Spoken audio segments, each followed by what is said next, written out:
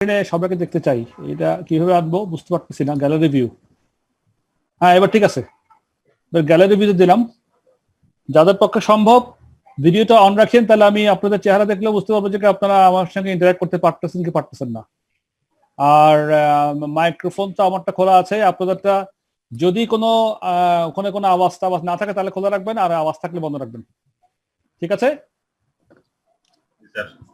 জি, আপনারা মাইক্রোফোনটা খোলা রাখতে পারেন। সো আমাকে রেসপন্স করিয়েন আমি যেভাবে যাচ্ছি আপনারা বুঝতে পারছেন কিনা সেটার জন্য আর কি। আর ভিডিওটা যদি পারেন খুলে রাখেন, যদি কোনো অসুবিধা না হয়। তাহলে আমি আপনাদের চেহারা দেখলেও অন্তপক্ষে ফেস রিড করতে পারবো যে আপনাদের কি অবস্থা আর কি, বুঝতে পারতেছেন কি পারতেছেন না, আমি বোঝাতে পারতেছি কি পারতেছেন না, তাহলে আমার একটু কনফিডেন্স লাগে আর কি। হ্যাঁ, তো ঠিক আছে। আমাদের কাছে কি সবাই আমরা কি বইটা জোগাড় করতে পেরেছি? এই যে আমাদের যে বইটা সিমা টেক্সট, হ্যাঁ সবার কাছে না থাকলে মানে কে কে পারেনি এখনো? কে কে পারে নাই বলেন তো? স্যার বই আছে কিন্তু পুরাতন এডিশনের 15 এর। আচ্ছা, মানে এটা তো অনেক পুরানো এডিশন, এখন নতুন বই দেখলাম যে আরো নতুন কিছু যোগ করছে। ঠিক আছে, থাকতে পারে নতুন বই তো একটু একটু ডিফারেন্স থাকবে, কিন্তু আমাদের আমি বলেছি যে আমাদের সিলেবাসটা একেবারে আমি দেখেছি point to point, line to line, একদম 2012 2013 এডিশনের সঙ্গে মিলে যায়, এবং আইসিএমএল আরবি তো এই বইটাই আছে। এবং এটা কি স্যার কাপলানের? কাপলান পাবলিশিং এর। Sir thank you sir.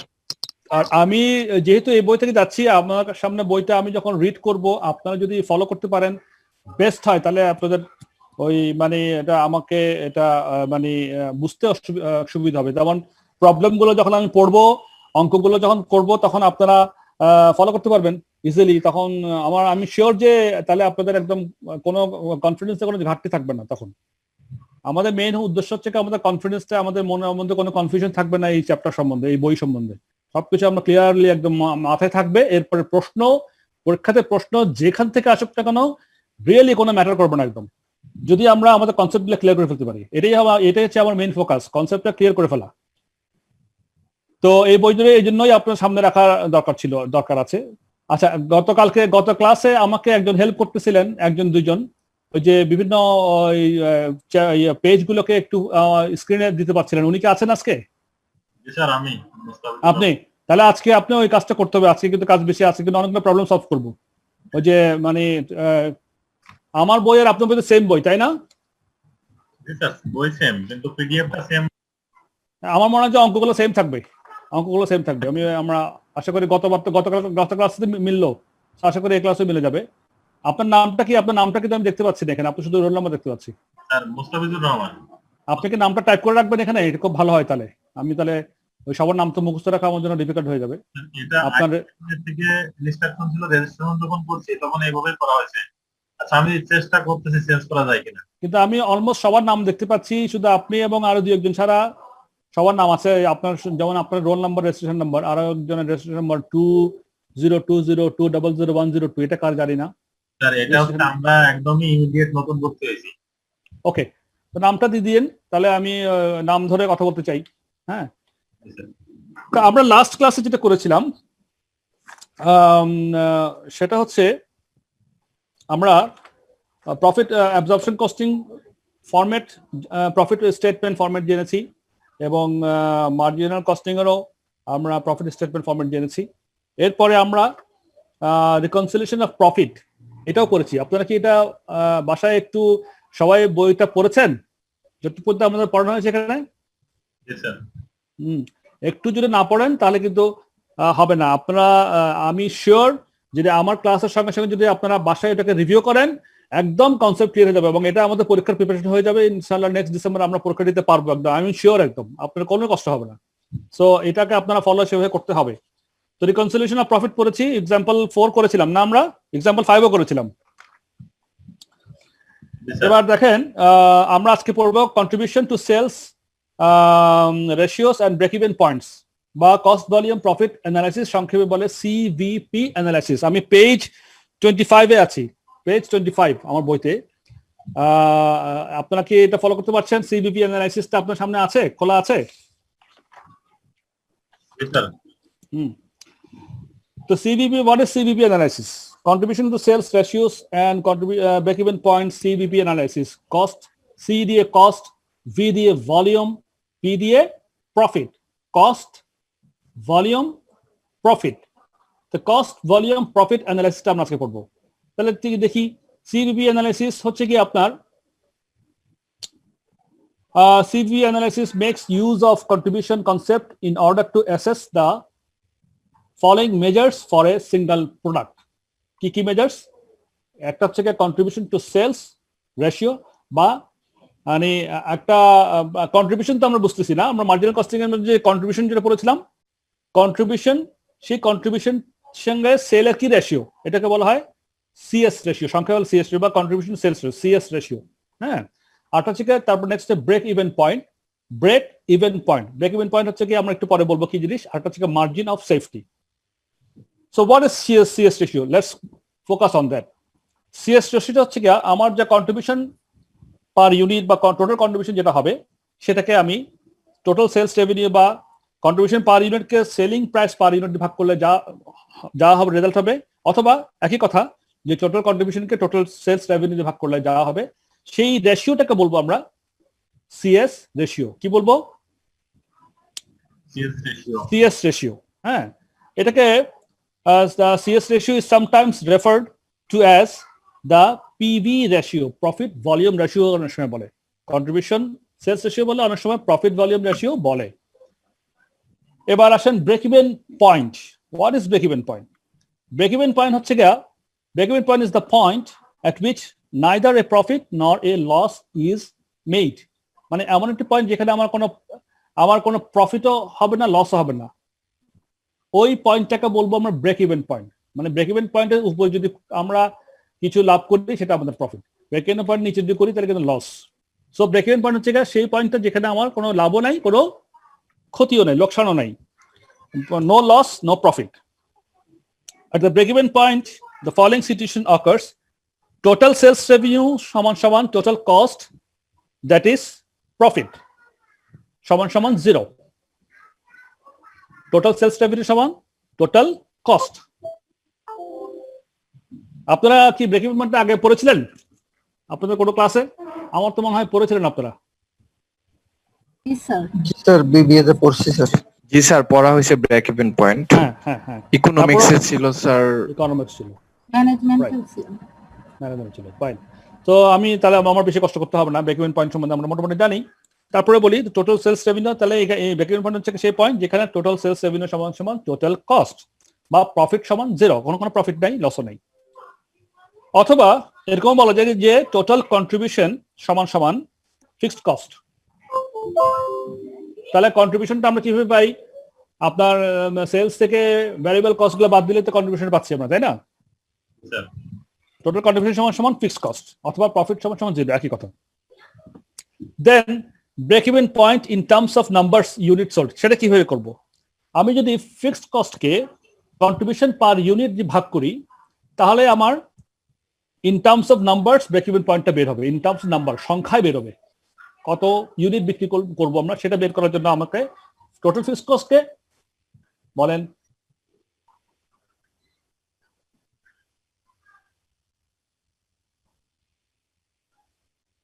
না, আমরা মার্জিনাল কস্টিং অবজেক্ট কস্টিং এর শেষ পাতায় আছি, একদম শেষ পাতায় আছি। আমি তো বললাম যে পেজ 25 এ আছি, আমরা কস্ট ভলিউম প্রফিট পড়ছি।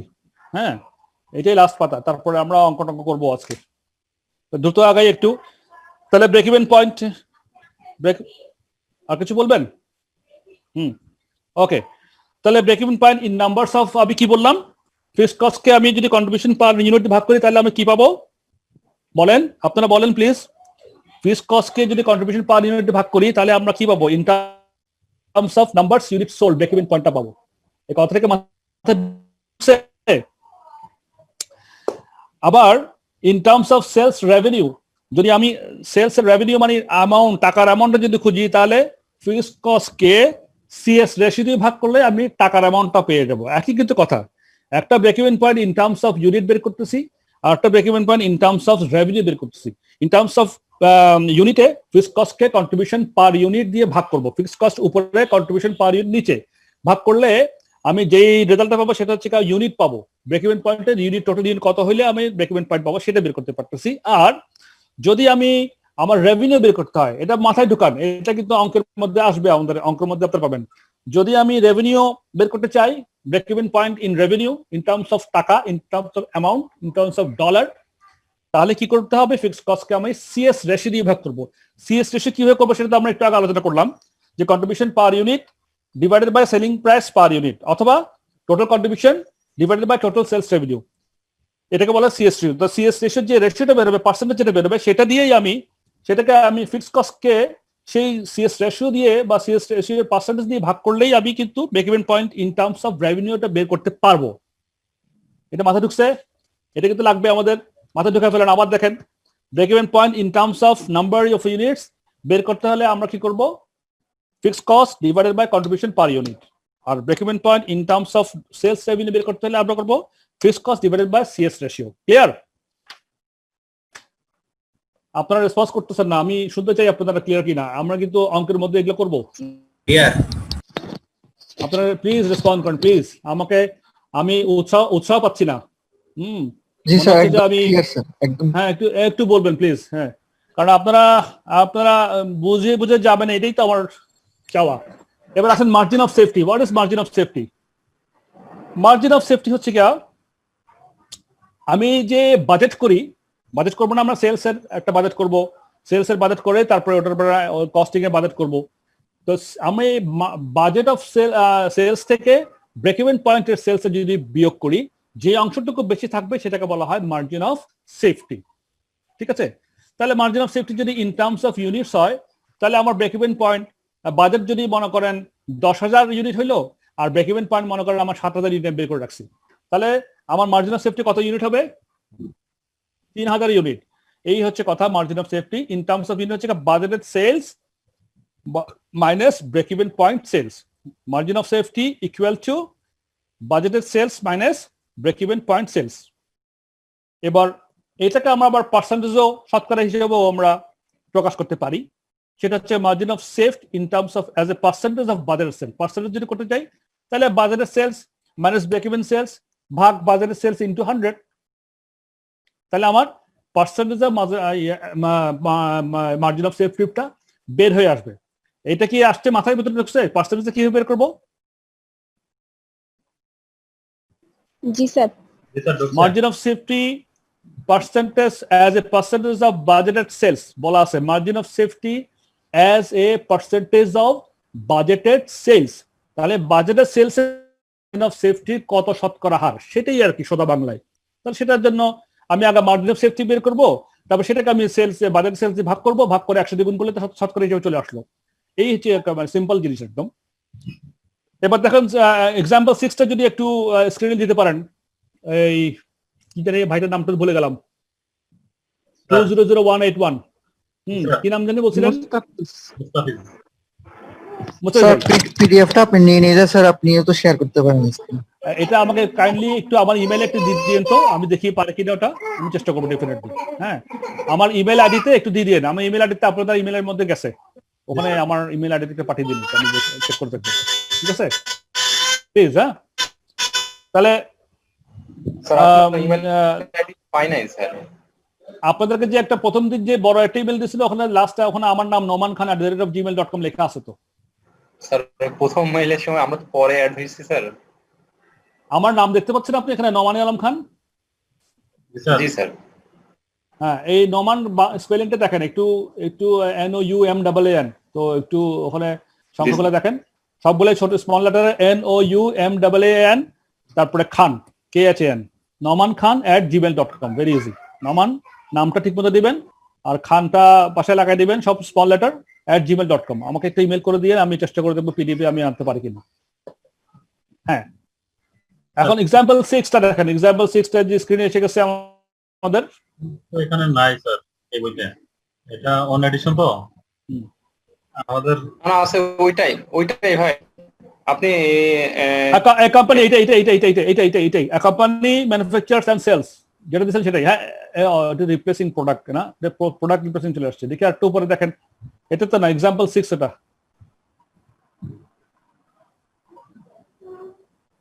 এক্সাম্পল 6 নাই স্যার এখানে। That is the problem. আপনি শেয়ারিং বন্ধ করেন, আমি শেয়ার দিচ্ছি ভাই। ইয়া ভাই আপনি শেয়ারটা বন্ধ করেন, আমি দিচ্ছি। বন্ধ করে দিছি। এটা কে? স্যার সোহেল। আপনার নাম? রানা সোহেল। দেখি যে আপনার কি আপনার কি আছে এটা? এই কোম্পানি ম্যানুফ্যাকচারিং এন্ড সেলস, দেখি অ্যামাউন্ট গুলো দেখি। ঠিক আছে স্যার। রাইট, এইটাই গুড, এটাই পেয়ে গেলাম।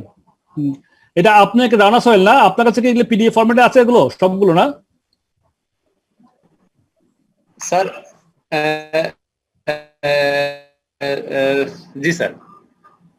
যদি আপনার আপনার বইটা পিডিএফ হয় তাহলে আপনারটা তো আমি ফলো করতে পারবো, তাই না? তো আপনি আমাকে ইমেল করিয়েন। তাহলে এবার দেখেন এখানে কি লিখছে। Manufacturing, a company manufacturing and sales a single product that has the following cost and selling price structure. কি বলছে? Selling price, direct material, direct labour, variable overhead, fixed overhead, এবং তারপরে আমার সেলিং প্রাইস থেকে সমস্ত কস্টগুলো বাদ দিয়ে প্রফিট পার ইউনিট 36। তারপর লিখছে the fixed overhead absorption rate is based on the normal capacity of 2000 units per month. কারো একটা কথা শুনতে পাচ্ছি, ওগুলো বন্ধ করে দেন। আপনাদের যদি কথা বলতে হয় মিউট করে কথা বলেন আপনারা নিজেরা, অথবা আমাকে রেসপন্স করার জন্য ওপেন থাকুক। আর স্ক্রিনটাকে একটু উপরে তোলা যায়, সামান্য একটু উপরে তোলা যায়। মুস্তাফিজ না সোহেল? রানা না, রানা সোহেল শুনতে পাচ্ছেন? Yes sir. একটু স্ক্রিনটা আরো নিচে ল্যাঙ্গেল করতে পারছি না। নিচে ল্যাঙ্গেল পড়া আছে না? একটু স্ক্রিনটা একটু তুলেন উপর দিকে, যাওয়া যাবে? একটু 100 করে দেন। 134 দিলে ফুল পেজটা আসতেছে না। হ্যাঁ, জুম একটু কমাই দেন, আপনি মাইনাস করেন একটু। রাইট, এবার দেখি। একটুকেও চলবে। ওর উপরটা দেখা যাচ্ছে না, আমার উপরটা একটু ছোট করেন। আচ্ছা, রেকর্ড গুলো পড়ে ফেলি। এখানে কি বলছে? এখানে বলছে the fixed overhead absorption rate is based on the normal capacity of 2000 units per month. আমরা এর আগের ক্লাসগুলোতে আলোচনা করেছি যে অ্যাবজর্পশন ওভারহেড ফিক্সড ওভারহেড করে যখন অ্যাবজর্পশন করব তখন আমাদের একটা বেসিস লাগবে। আমাদের এই কথা মনে আছে সবার? বেসিসের কথা বলেছিলাম, অ্যাক্টিভিটি লেভেলের কথা বলেছিলাম না? তো এই কথাটা দেখেন এখানে লেখছে, এখানে বলে দিচ্ছে যে fixed overhead absorption rate is based on the normal capacity of 2000 units per year. বেসিসটা হচ্ছে normal capacity of 2000 units per year. এইভাবে বলে দিবে কিন্তু আপনাকে প্রত্যেকটা অঙ্কে। Assume that the same amount is spent each month on fixed overheads. হ্যাঁ, মানে assume that the same amount is spent, মানে এই যে ফিক্সড ওভারহেড যেটা আছে এটাই আমার ইচ মান্থ, প্রত্যেক মাসে খরচ এটাই হবে। assume করতে বলছে এটা। আর budgeted sales for next month are 2200 unit. তাহলে আমরা কি পাচ্ছি এখানে? আপনি স্ক্রিনটাকে একটু জুম করেন, একটু ছোট করেন। ছোট করলে পুরো পৃষ্ঠাটা সামনে আসুক।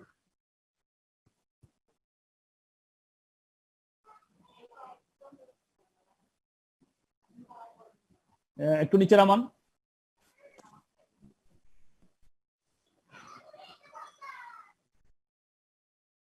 না না না, উপর দিকে, উপরের কথাগুলো মিসিং হয়ে যাচ্ছে। আপনি ওই যে 134 যেখানে লেখা ওখানে ক্লিক করেন, ক্লিক করে টাইপ করে দেন 100, তাহলে আপনার জুমটা কমে 100 এ চলে আসবে।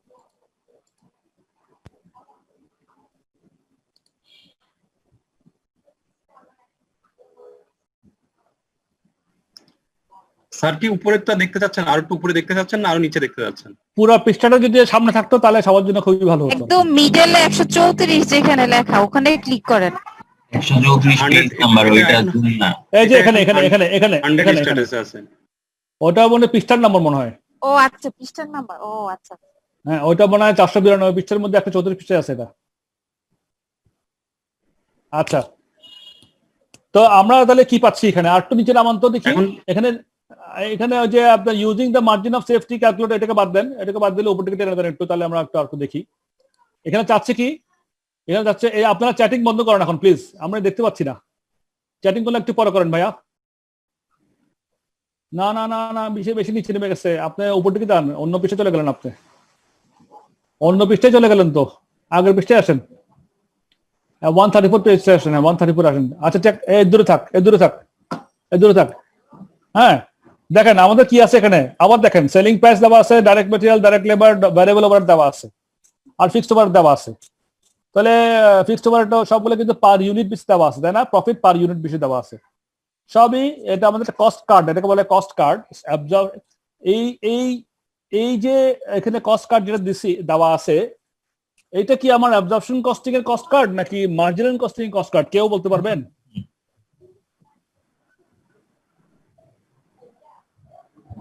অ্যাবজর্পশন। Perfectly right. কেন অ্যাবজর্পশন কস্টিং? কারণ এখানে ফিক্সড ওভারহেড পার ইউনিটটাও এখানে ঢোকানো আছে, তাই তো? তো অ্যাবজর্ব না, এখানে কস্ট কার্ডের মধ্যে পার ইউনিটের ফিক্সড কস্ট কত সেটাও আমরা দিয়ে কস্ট কার্ড রেডি করছি, টোটাল কস্ট পার ইউনিট বের করছি। এই কস্ট কার্ডটা তাহলে যেহেতু ফিক্সড ওভারহেড ইনক্লুড করা আছে, সেহেতু এটাকে বলা, এটা আমরা অ্যাবজর্পশন কস্টিং বলেই বুঝে দিচ্ছি, বুঝতে পারতেছি। তো এখন চাইছে আমাকে ব্রেক ইভেন পয়েন্ট। হ্যাঁ, in sales per unit per month, margin of safety for next month, the budgeted profit for next month, the sales required to achieve a profit of $96 in a month. এখানে এটা last লাইনটা, the sales required to achieve a profit of $96,000 in a month.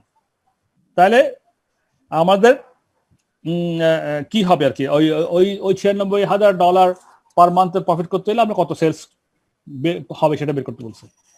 এখন দেখেন, আমরা আগে প্রশ্নের মধ্যে fixed ওভারহেডের কথা দেখতেছি, কেমন না?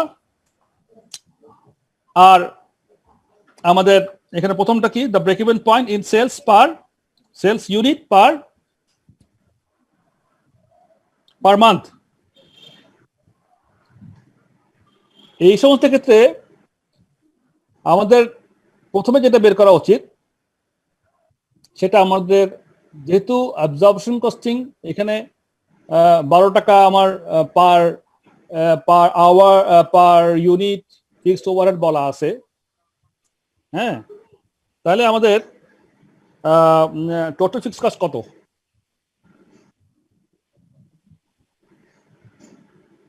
দেখেন, আগে আমরা ফিক্সড কস্টে বের করে ফেলি। The fixed overhead absorption rate is based on the normal capacity of 2000 units per month. এটা বলে দিয়েছে না?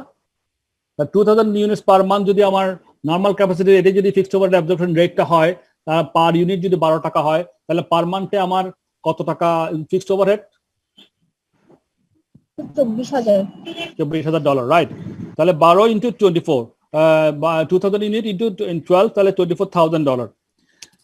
তাহলে ফিক্সড, আমি ব্রেক ইভেন পয়েন্ট যদি আমাকে বের করতে হয়, আমার কি কি লাগতেছে? আমার লাগতেছে fixed cost divided by contribution per unit. তো কন্ট্রিবিউশন পার ইউনিটটা আমরা আগে বের করি। কন্ট্রিবিউশন পার ইউনিটের জন্য আমরা সেলস মাইনাস ভ্যারিয়েবল ওভারহেডস, তাহলে এখানে কত বেশি কন্ট্রিবিউশন এখানে এই কস্ট কার্ড থেকে বের করি। 120 হচ্ছে কোন সেলস, দেখতে পাচ্ছেন আমার অ্যারোটা, 120 সেল। আর আমার ভ্যারিয়েবল ওভারহেড হচ্ছে ডাইরেক্ট ম্যাটেরিয়াল 22 টাকা, ডাইরেক্ট লেবার 36 টাকা, যোগ করেন, কম্পিউটারে যোগ করেন, ক্যালকুলেটরে যোগ করেন, আর ভ্যারিয়েবল ওভারহেড 14 টাকা। তাহলে 22 যোগ 36 যোগ 14, এটা যা হবে এটা টোটাল ভ্যারিয়েবল এক্সপেন্স। 120 থেকে মাইনাস করলে কত টাকা হয়?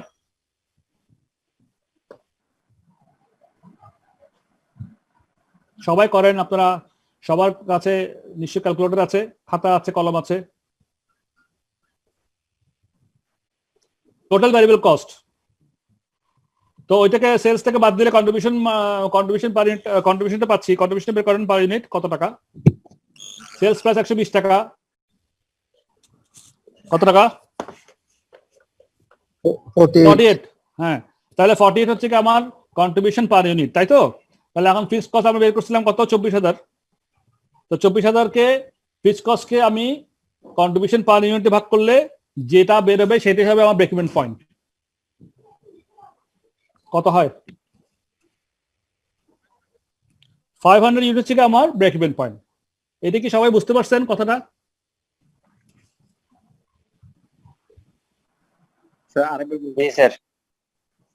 এটা মিস করা যাবে না, ইট ইজ ভেরি ভাইটাল একটা পয়েন্ট। এটা কিন্তু সব সময় আপনার সারা জীবন লাগবে।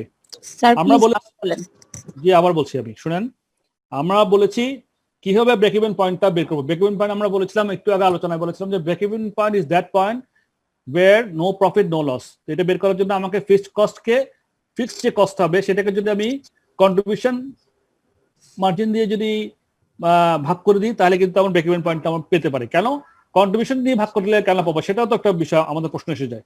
কন্ট্রিবিউশনটা কি হয়ে পাচ্ছি? কন্ট্রিবিউশন পাচ্ছি আমরা sales minus variable expenses. Sales minus variable expense মানে ওটা একটা আমাদের একটা প্রফিটের একটা কন্ট্রিবিউশন একটা জিনিস পেলাম, ওখান থেকে ফিক্সড কস্ট বাদ দিলে আমি প্রফিটটা পাই। তা আমি এখন কন্ট্রিবিউশনের মধ্যে এসে গেলাম সেলস মাইনাস ভ্যারিয়েবল এক্সপেন্সেস। তখন কন্ট্রিবিউশন ওই যেটা হবে আমি যদি ফিক্সড কস্টকে ওটা দিয়ে ভাগ করি তাহলে কিন্তু আমি ইউনিটে পেয়ে যাই আমার কত ব্রেক ইভেন পয়েন্ট, যেখানে আমার যেটু পর্যন্ত যত ইউনিট পর্যন্ত বিক্রি করলে আমার ফিক্সড কস্টটা কভার করতে পারবো। কন্ট্রিবিউশন দিয়ে ভাগ করলে ফিক্সড কস্টটা কভার হয়ে যাবে। তাহলে আমরা এখানে ফিক্সড কস্ট বের করছি 24,000, যেহেতু 2,000 unit per month into $12 per unit, $24,000 আমার ফিক্সড কস্ট পার মান্থ। $24,000কে আমি যদি কন্ট্রিবিউশন যেটা বের করেছিলাম যে 120 বিয়োগ ভ্যারিয়েবল এক্সপেন্সেস সবগুলো যেমন 22 টাকা যোগ 36 টাকা যোগ 14 টাকা যোগ করলে 72 টাকা হয়। 120 থেকে 72 বিয়োগ করলে 48 টাকা হয়। এই 48 টাকা না $48 হয়। তো $24,000 ফিক্সড ওভারহেডকে আমি কন্ট্রিবিউশন পার ইউনিট 48 দিয়ে ভাগ করলে 500 ইউনিট ব্রেক ইভেন পয়েন্টটা বের করতে পারতেছি। বুঝতে অসুবিধা হয়েছে কিছু? না স্যার, ঠিক আছে। হ্যাঁ, তাহলে একটু আগাই। তাহলে আমরা ব্রেক ইভেন পয়েন্ট পার ইউনিটটা বের পেয়ে গেছি। জি স্যার। এবার আসেন margin of safety. Margin of safety আমরা আলোচনা করেছিলাম কি ব্রেক ইভেন বাজারের সেলস থেকে ব্রেক ইভেন সেলসটা বিয়োগ করলে আমার মার্জিন অফ সেফটিটা পেয়ে যাই। হ্যাঁ, তাহলে আমার বাজারের সেলস কত ছিল বলেন? আমাদের প্রশ্নের মধ্যে বাজারের সেল কত আছে দেখেন, লাস্ট লাইন দেখেন রিকোয়ার্ডের উপরে বাজারের সেলস ফর নেক্সট মান্থ আর 2,200 ইউনিট। 2200 ইউনিট হচ্ছে আমার বাজারের সেলস। তো বাজারের সেলস আছে, ব্রেক ইভেন পয়েন্ট সেলস বের করেছিলাম আমরা একটু আগে, হিসাব করলাম কত ইউনিট বের করলাম, 500 ইউনিট বের করলাম। তাহলে আমার মার্জিন অফ সেফটি হবে বাজারের sales minus break even point sales, তাহলে কত হবে? 1700। ইয়েস, কি হয়ে করলাম? 2200 থেকে 500 বিয়োগ দিবেন। রাইট, মানে আমি বাজারের সেলস থেকে আমার ব্রেক ইভেন সেলস যা হবে এটাকে মার্জিন অফ সেফটি। দেখেন কথাটার সঙ্গে অর্থ আছে, সেফটি। আমি সেফ, আমি ব্রেক ইভেন পয়েন্টের উপরে যা বেচবো তাই তো আমি সেফ, তাই না? ব্রেক ইভেন পয়েন্টের উপর যত বেচতে পারবো ওইটাই আমি সেফটির মধ্যে আছি। এই জন্য এটাকে বলে মার্জিন অফ সেফটি। তাহলে আমার ব্রেক ইভেন পয়েন্ট 500, আমি বিক্রি করছি 2200, তাহলে আমার 2200 থেকে 500 বিয়োগ করলে 1700 হচ্ছে আমার ওই 1700% হচ্ছে আমার মার্জিন অফ সেফটি। ক্লিয়ার? আচ্ছা, ইফ ইউ ওয়ান্ট এখানে কিন্তু মার্জিন অফ সেফটিকে আপনি পার্সেন্টেজের মানে শতকরা হিসাবেও বের করে দিতে পারতেছেন, কোনো অসুবিধা নেই। এবার আসেন আমার থার্ড পয়েন্ট কি যাচ্ছে, the budgeted profit for next month. এখন দেখেন আমার তো ব্রেক ইভেন পয়েন্টের মধ্যে তো আমি আমার ফিক্সড কস্ট এবং ভ্যারিয়েবল কস্ট সবই আমার কভার হয়ে গেল, তাই না? তার মানে আমি মার্জিন অফ সেফটিতে আমি যে কন্ট্রিবিউশনটা পাবো সেটাই আমার প্রফিট হবে, বাজারের প্রফিট হবে, ঠিক না? বলেন হ্যাঁ কি না বলেন। Once break-even point has been reached, all the contribution goes towards profits because all of the fixed costs have been covered. কারণ break-even পয়েন্টে আমি কিন্তু আমার ফিক্সড কস্ট সব কভার করে ফেলছি। এবার ব্রেক-ইভেন পয়েন্টের উপরে যাই কন্ট্রিবিউশন হবে, কন্ট্রিবিউশন মানে sales minus variable expenses, break even পয়েন্টের উপরে যাই কন্ট্রিবিউশন হবে তাই কিন্তু প্রফিট হবে আমার, কারণ ফিক্সড কস্ট আমার একদম হয়ে গেছে অলরেডি। আর এবারে শুধু সেলস যত হবে তখন থেকে আমি ভ্যারিয়েবল এক্সপেন্স বাদ দিব, আর আমার প্রফিট কন্ট্রিবিউশন যা হইতে থাকবে সেটাই আমার প্রফিট হইতে থাকবে। এই কথাটা কি মাথায় ঢুকছে নাকি বলেন? It is vital point.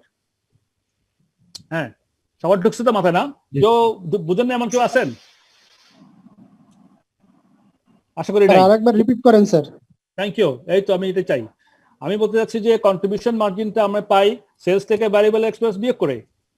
তো আমি এখন এই কন্ট্রিবিউশন মার্জিন দিয়ে আমি ফিক্সড কস্টকে যখন কন্ট্রিবিউশন মার্জিন দিয়ে ভাগ করবো তখন আমি ব্রেক ইভেন পয়েন্টটা পাই। তার মানে তখন ব্রেক ইভেন পয়েন্ট হচ্ছে এমন পয়েন্ট যেখানে ফিক্সড কস্টটা কভার করে ফেললাম, আর আমার পুরো ফিক্সড কস্টটা আমি অ্যাবজর্ব করতে পারবো ওই পয়েন্টে বিক্রি করতে পারলে, অতটুকু বিক্রি করতে পারলে।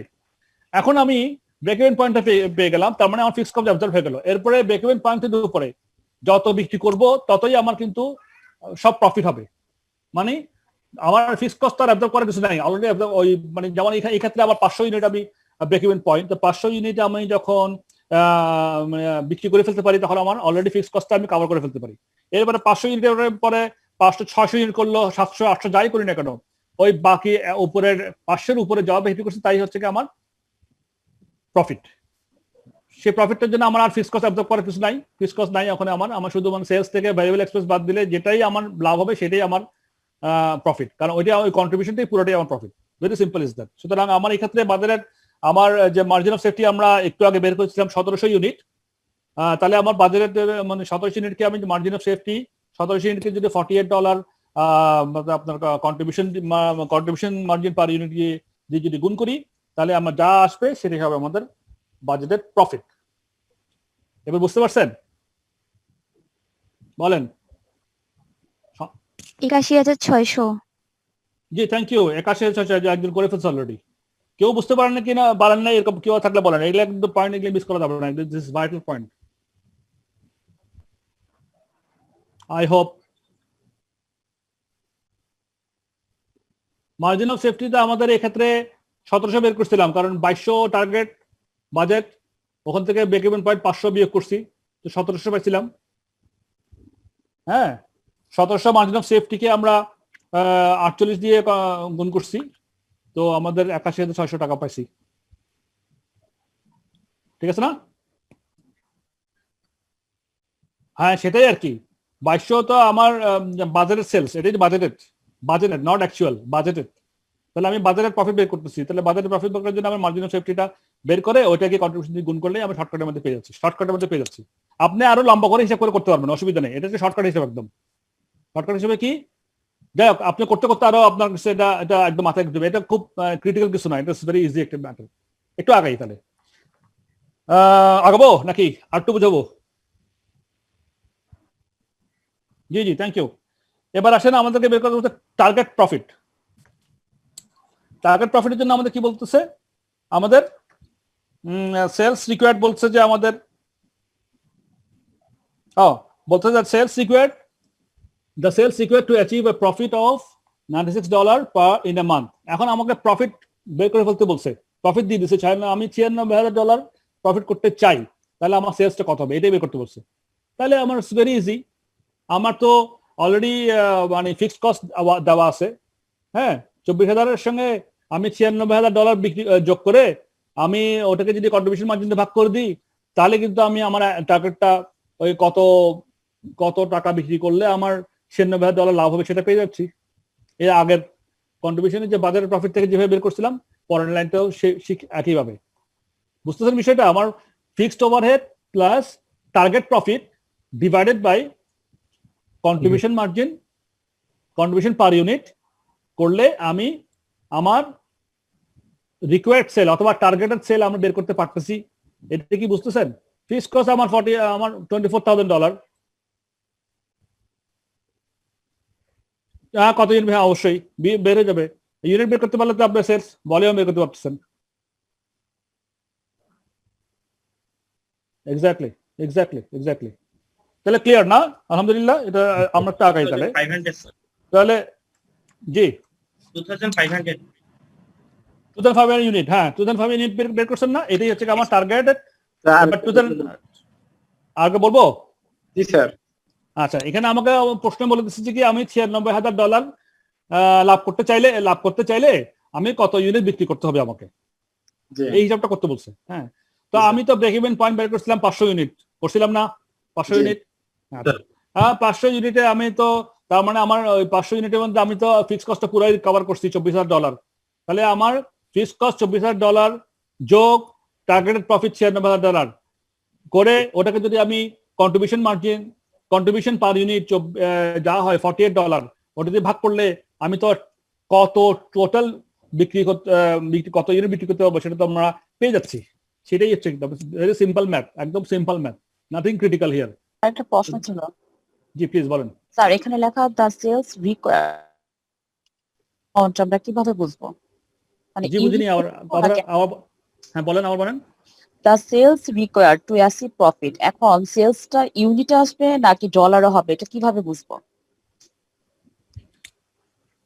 এখানে আপনাকে ইউনিট অথবা ডলার ওরা প্রশ্নে মেনশন করে দিবে। এখানে কি বলছে আপনার এখানে তো the match sales required to,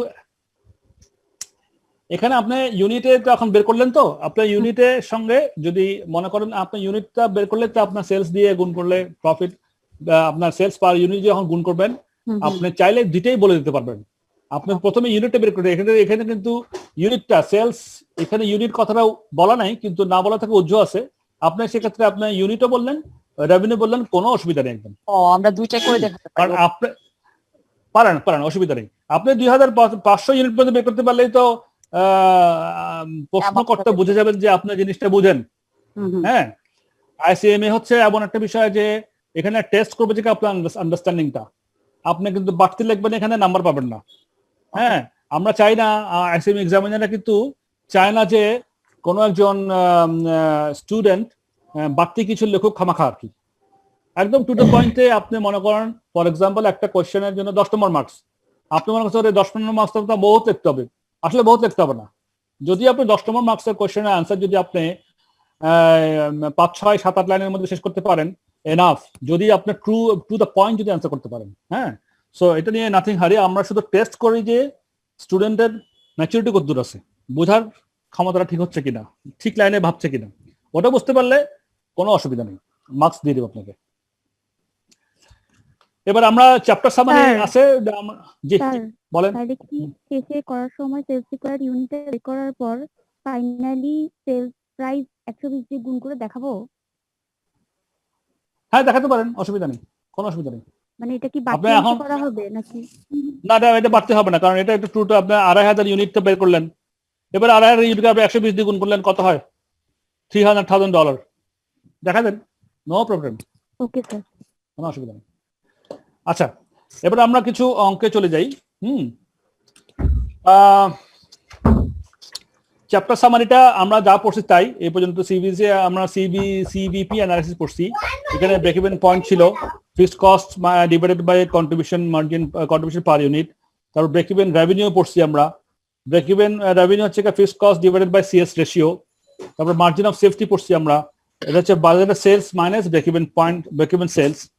এবার আমরা ট্রেডিশনাল কস্টিং পড়ছি, সেখানে আমরা অ্যাবজর্পশন কস্টিং পড়ছি, রিকনসিলিয়েশন পড়ছি, এন্ড মার্জিনাল কস্টিং পড়ছি। অ্যাবজর্পশন কস্টিং এবং মার্জিনাল কস্টিং রিকনসিলিয়েশন পড়ছি, প্রফিট রিকনসিলিয়েশন করছি। তো অ্যাবজর্পশন কস্টিং এর মধ্যে আমরা যা পড়ছি, আমরা অ্যাবজর্পশন কস্টিং এর মধ্যে আমরা পড়েছি ইনক্লুডস অল প্রোডাকশন কস্টস। তারপরে ওভারহেড অ্যাবজর্পশন রেট কিভাবে করবো সেটা পড়েছি, যে টোটাল ওভারহেডকে আমরা প্রোডাকশন ভলিউম দিয়ে ভাগ করলে আমরা ওভারহেড অ্যাবজর্পশন রেটটা বের করতে পারি। এরপরে আমরা কি পড়েছি, consistent with financial accounting absorption কস্টিংটা। তারপর better for long term pricing, এটা অ্যাবজর্পশন কস্টিং এর কথা বলছি। আর মার্জিনাল কস্টিং এ মানে কি পড়েছিলাম আমরা, যে ইনক্লুডস, মার্জিনাল কস্টিং এর মধ্যে includes all variable production cost. তারপরে বেটার ফর ডিসিশন মেকিং আর easier but not unsuited to capital intensive environments. আচ্ছা, রিকনসিলিয়েশনের মধ্যে আমরা অ্যাবজর্পশন কস্টিং এবং মার্জিনাল কস্টিং এর রিকনসিলিয়েশন পড়েছি। হ্যাঁ, আর আরেকটা পড়েছি যে আমরা অ্যাকাউন্টিং প্রফিটের সঙ্গে রিকনসিলিয়েশন কিভাবে করব, অ্যাকাউন্টিং প্রফিট, তারপরে আছে ইনক্রিজ অথবা ডিক্রিজের যে স্টক আছে ইনটু ফিক্সড ওভারহেড পার ইউনিটকে গুণ করে আমরা ওটাকে প্রফিট থেকে অ্যাডজাস্টমেন্ট করে আমরা মার্জিনাল কস্টিং এর প্রফিটটা বের করতে পারি। এটাকে মনে আছে আপনাদের, আমরা গত ক্লাসেও করেছিলাম অ্যাবজর্পশন কস্টিং কে কিভাবে রিকনসিল করে মার্জিনাল কস্টিং এর প্রফিট আনবো, সেটা আমরা পড়েছিলাম গত ক্লাসে। এটা কিন্তু ভাইটাল পয়েন্ট, সামনে আসবে। এবার দেখেন, আমাদের হাতে 1 ঘন্টা সময় আছে। টেস্ট অফ আন্ডারস্ট্যান্ডিং এর প্র্যাকটিস কোশ্চেনে আমরা দেখবো টেস্ট অফ আন্ডারস্ট্যান্ডিং 1, 2, 3, 4 একটা 12টা আছে, যে কয়টা পারি আমরা কভার করব আজকেই। এটা চ্যাপ্টার ক্লোজ। আমি একটু রিকোয়েস্ট করব সোহেল রানাকে টেস্ট অফ আন্ডারস্ট্যান্ডিং নাম্বার 1টা একটু স্ক্রিনে দিতে। স্যার অ্যাকচুয়ালি স্যার আমি ওই ম্যানেজমেন্ট অ্যাকাউন্টিং এর বইটাতে ওই এক্সাম্পলটা পেয়েছিলাম স্যার, আমি জানি না এটার সঙ্গে আপনার এই বইটা ম্যাচ করবে কিনা স্যার। দেখেন তো টেস্ট অফ আন্ডারস্ট্যান্ডিং, দেখেন তো স্যাটার্ন এ চকলেট ম্যানুফ্যাকচারার এই অঙ্কটা আছে কিনা, এই chocolate manufacturer Saturn.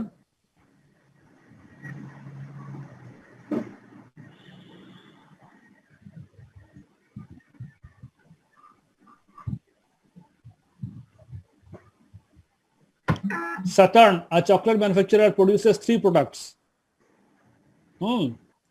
Saturn example, test your understanding one. Test your understanding one.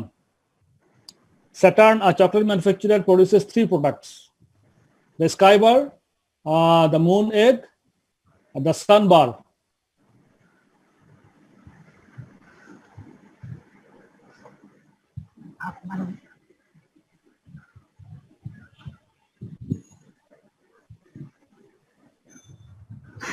Chocolate manufacturer products আছে স্যার, কোথায় আছে, কার কাছে আছে? মুস্তাফিজ। মুস্তাফিজ দেন তো, এটা একটু স্ক্রিনে দেন। তাহলে এটা ক্লোজ করতে হবে। সোহেল রানা ক্লোজ করেন, মুস্তাফিজকে অন করে দেন। মুস্তাফিজ আপনার চলে আসেন স্ক্রিনে। হ্যাঁ, গুড, এটাই। একটু জুম করে ছোট করেন, মাইনাস করেন, জুমটা মাইনাস করেন।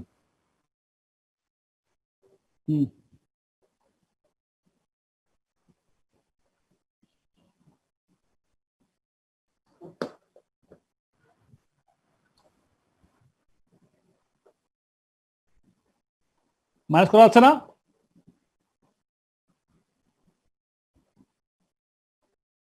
জুম করেন, আপনার স্ক্রিনটাকে জুম করে ছোট করেন। মানে জুম মাইনাস করলে বোধহয় আসবে। আপনি স্ক্রিন চলে গেছে কিন্তু মুস্তাফিজ।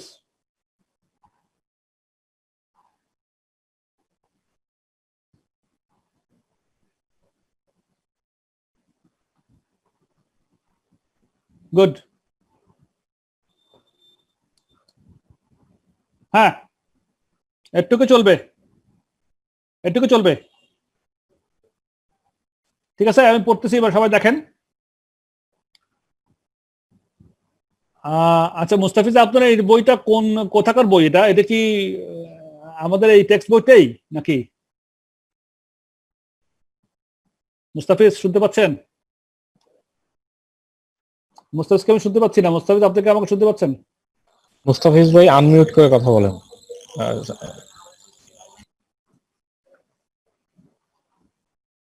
সে কই? স্যার এটা অনলাইন থেকে, ওইটা আমার একটু ইমেল করেন দেখি, আমি একটু মিলাই দেখি আমারটার সঙ্গে। বাস, এত আপনাকে হবে না তাহলে, বুঝছেন না? জি স্যার, মেল করে দিচ্ছি। আমার ইমেল আইডিতে একটু পাঠিয়ে দেন না, ইমেল করে দেন, আমি একটু ডাউনলোড করে দেখি যে আসলে আমি তো চেষ্টা করে পাইনি এগুলো। আসলে আমি যেটা পাইছি সেটার সঙ্গে এটা তো মিললে না। এনিওয়েজ, দেন আপনি যদি পেয়ে থাকেন তাহলে তো সবার সুবিধা হবে আর কি। আমিও একটু দেখলাম, কেমন? জি স্যার। আচ্ছা, এই অঙ্কটা দেখেন। এই অঙ্কের মধ্যে কি বলতেছে? এটা বলছে টেস্ট ইউর আন্ডারস্ট্যান্ডিং। কি বলছে? সাটার্ন, এ চকলেট ম্যানুফ্যাকচারার, সবাই দেখেন, প্রডিউসেস 3 প্রোডাক্টস, 3টা প্রোডাক্ট তৈরি করে: স্কাই বার, মুন এগ এবং সানবার। তারপর information related to each of the products as follows. কি বলছে? এখানে 3টা প্রোডাক্টের নাম দিয়ে দিছে, sky bar, moon egg, sunbar দিয়ে দিছে। Direct labour cost per unit দিছে, direct material cost per unit দিছে, অ্যাকচুয়াল প্রোডাকশন অথবা সেলস ইউনিটস দিয়ে দিছে পুরো অ্যামাউন্টটা। Direct labour hours per unit, per ইউনিটে কত লেবার আওয়ার লাগে বলে দিছে। বা direct machine hours per unit, হ্যাঁ, direct machine hours per unit. আবার সেলিং প্রাইস পার ইউনিট। এবার অ্যানুয়াল প্রোডাকশন ওভারহেড টোটাল অ্যামাউন্টটা বলে দিছে, তাই না?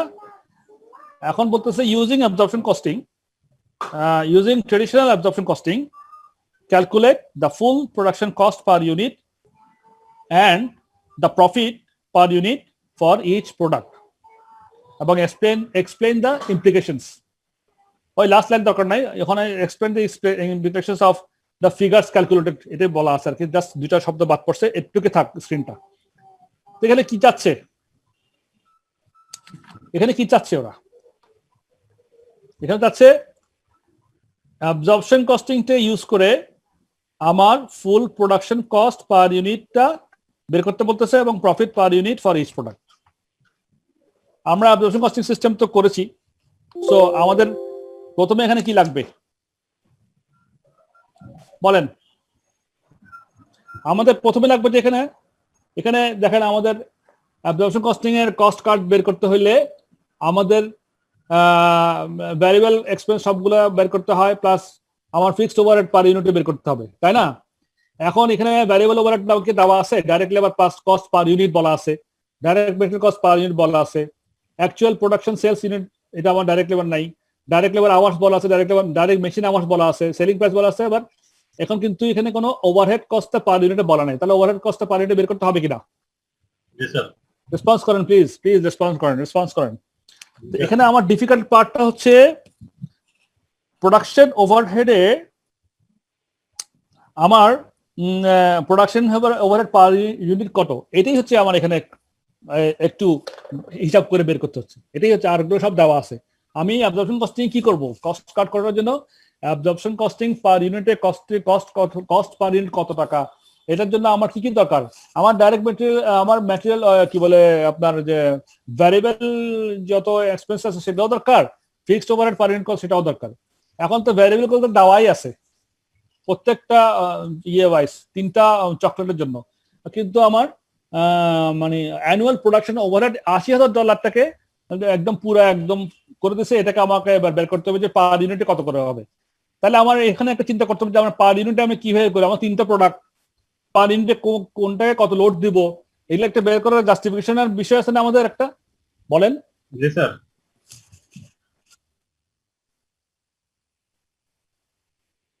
হ্যাঁ, আমি একটু এই প্রশ্নগুলো আপনাকে করতেছি, এটা কারণ আছে, কিন্তু কারণটা হচ্ছে এটাই, আমাদের কিন্তু ফোকাসটা এখানেই যে আমি অ্যাবজর্পশন কস্টিং থেকে আমরা যে দেখেন অ্যাবজর্পশন কস্টিং পড়ার সময় আমরা কিন্তু একদিন পড়েছিলাম, পরশুদিন ফার্স্ট ক্লাসে পড়েছিলাম, বোধহয় না সেকেন্ড ক্লাসে পড়েছিলাম, যে আমরা অ্যালোকেশন, অ্যাপরশনমেন্ট এন্ড অ্যাবজর্পশন 3টা পয়েন্ট পড়েছিলাম কিনা মনে আছে আপনাদের?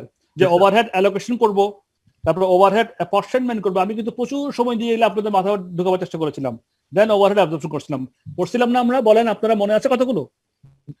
হ্যাঁ জি, ওভারহেড এইটাই হচ্ছে সেটা, এইখানে এই পয়েন্ট হচ্ছে সেটাই, এইটাই প্র্যাকটিস যে আমার ওভারহেড আমি এখন অ্যালোকেশন করতে হবে, অ্যাপরশনমেন্ট করতে হবে, অ্যাবজর্পশন করতে হবে। আমি এখন কেমনে করবো? আমার 3টা প্রোডাক্ট, আমি এখন আমার জাস্টিফিকেশন, আমার জাজমেন্টটা এখানে আমাকে নিয়ে করতে হবে। This is my decision making, এখানে আমার ডিসিশন মেক করতে হবে।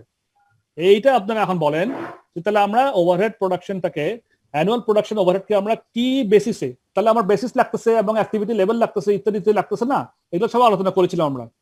সো আমাদের সেই আলোচনার প্রেক্ষিতে এবার আপনারা একটু রিকল করেন আমাদের ডিসকাশন গুলো, আগের ক্লাস ডিসকাশন গুলো, যে ওভারহেড অ্যানুয়াল প্রোডাকশন ওভারহেড এখানে বলা আছে $80,000। এখন আমরা কি বেসিস দেখেন, আমাদের বেসিস আমি একটু আগাই, এখানে আমাদের অ্যাকচুয়াল প্রোডাকশন সেলস বলা আছে, তাই না? একটা আছে পয়েন্ট, আমরা প্রোডাকশনের বেসিসে করতে পারি, অথবা আমরা direct labour hours per unit বেসিসে করতে পারি, অথবা আমরা direct machine hours per unit বেসিসে করতে পারি। এই 3টে বেসিস আমাদের কিন্তু এখানে বলা আছে, আমরা চাইলে জাস্টিফাই করতে পারি। আবার দেখেন, আবার চিন্তা করেন আপনারা, আমাদের এখানে প্রোডাকশন বলা আছে, তাহলে আমরা প্রোডাকশনের বেসিসে ওভারহেডটা ভাগ করতে পারি, অথবা আমরা ডাইরেক্ট লেবার আওয়ার্স পার ইউনিটে কত লাগছে সেটার বেসিসে আমরা ওভারহেডটাকে ভাগ করে দিতে পারি, অথবা আমরা direct machine hour per product per ইউনিটে কত লাগতেছে, হ্যাঁ, সেটার বেসিসে ভাগ করতে পারি না? হ্যালো, বলেন। জি স্যার, বলেন তো আমরা তাহলে এই 3টের মধ্যে কোনটা বেছে নিতে পারি, কোনটা জাস্টিফাইড মনে হচ্ছে আপনার কাছে? অ্যাকচুয়াল প্রোডাকশন, মেশিন আওয়ারটা। হ্যাঁ বলেন। মেশিন আওয়ারটা আপনার মনে হচ্ছে। আর কেউ কিছু বলবেন? কেউ বললেন প্রোডাকশনের কথা বললেন। বলেন। প্রোডাকশন মনে হচ্ছে, অ্যাকচুয়াল প্রোডাকশন দিয়ে 9 লাখ, টোটাল 9 লাখ দিয়ে ভাগ করে 5 লাখ দিয়ে গুণ, এরকম কিছু। দেখেন, প্রোডাকশন দিয়ে যদি আমরা করি তাহলে কি দাঁড়ায়, আমাদের তো এখানে 3টা বেসিস করতে পারি, 3টা আমার এখানে বেসিস পাচ্ছি আমরা অঙ্কের প্রশ্নের মধ্যে। একটা পাচ্ছি প্রোডাকশন, একটা পাচ্ছি ডাইরেক্ট লেবার আওয়ার, একটা পাচ্ছি ডাইরেক্ট মেশিন আওয়ার। এখন আমি জাস্টিফাই করতেছি আসলে কিভাবে আমরা ওভারহেডটাকে আমরা ভাগ করে দেবো। তা যদি প্রোডাকশনে যাই, আমার 3টা প্রোডাক্ট এখানে, স্কাই, মুন, সান, 3টা প্রোডাক্ট। একটাতে আমি প্রোডাকশন করছি 5 লাখ, একটাতে করছি 1.5 লাখ, একটাতে করছি 2.5 লাখ। তো আমি এখন পার ইউনিটে যদি করতে চাই, আমার দেখা যাচ্ছে এখানে প্রোডাক্ট বেশি, আমার এটার চেয়ে বরং কিভাবে করব, এটা কোনটাতে বেশি লোড দিব, কোনটাতে কম লোড দিব, এটা কি জাস্টিফাই হবে কিনা, সেটা একটা প্রশ্ন এসে যায়।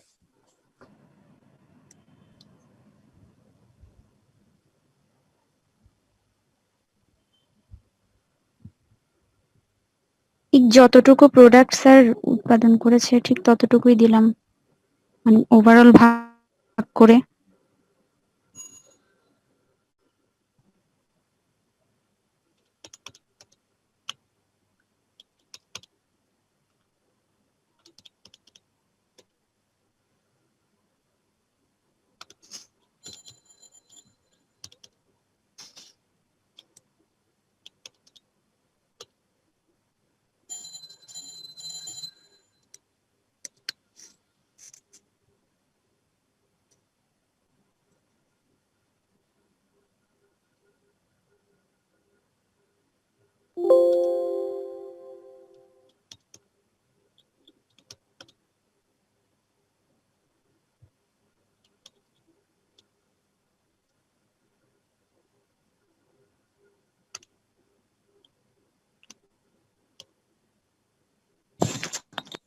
স্যার কি লাইনে আছে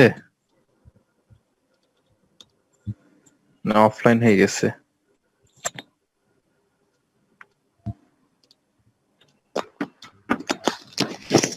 স্যার তো নাই, লাইনে নাই। একটা অফলাইন হয়ে গেছে। নেট প্রবলেম হতে পারে। হ্যালো, স্যারের মনে হয় অফিসে চলে গেছে। হ্যাঁ স্যার অফলাইন হয়ে গেছে। স্যারের নাম্বারে কেউ ফোন করে যদি বলে। স্যারও বুঝবে এটা।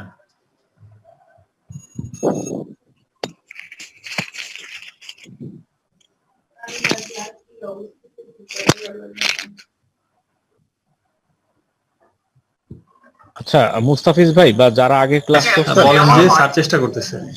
ভাই আপনারা লাইনে থাকেন, স্যার একটু নেটের সমস্যা হয়েছে, ট্রাই করতেছে, ঠিক আছে? ওকে হ্যালো, জি জি জি ওয়েট আপনারা একটু লাইনে থাকেন, স্যারের একটু নেটের সমস্যা হয়েছে, ট্রাই করতেছে। জি ঠিক আছে। সেই ক্ষেত্রে কিন্তু আমরা সেন্সের হিসাব রাখবো, যেহেতু তাদের দেশে পয়সাটা প্রচলিত।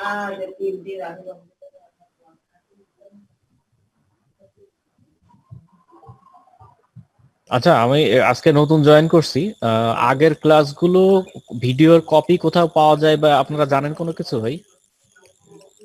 না ভিডিওটা তো দিচ্ছে না।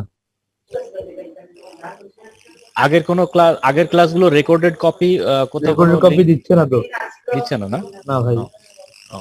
এটা আমরা রিকোয়েস্ট করতে পারি, এই যে আইসনের যদি কারণে কি, কারণ ওটাতে কি পারমিশন, ওনাদের নাকি পারমিশন নিতে হবে। আচ্ছা ওনারা যদি না দেয়, যেমন আমি আমার পিসি থেকে এখন রেকর্ড করতেছি, আমরা যদি কেউ না কেউ রেকর্ড করি, কোনো একজন আপনি তো পারবেন না করতে রেকর্ড, এটা হোস্ট এবং কোস্ট ছাড়া কেউ পারে না রেকর্ড না, আমি রেকর্ডের রিকোয়েস্ট দিছিলাম, হয়তো স্যার অ্যাকসেপ্ট করে দিছে, রেকর্ডিং হচ্ছে, স্টিল এখানে রেকর্ডিং দেখাচ্ছে। রেকর্ডিং করে রাখতে পারবেন। ওইটা অফিসে রেকর্ড হচ্ছে, আপনি পার্সোনালি করতে চাইলে ওটা একটা অ্যাপস আছে, অ্যাপসের নামটা মনে নেই।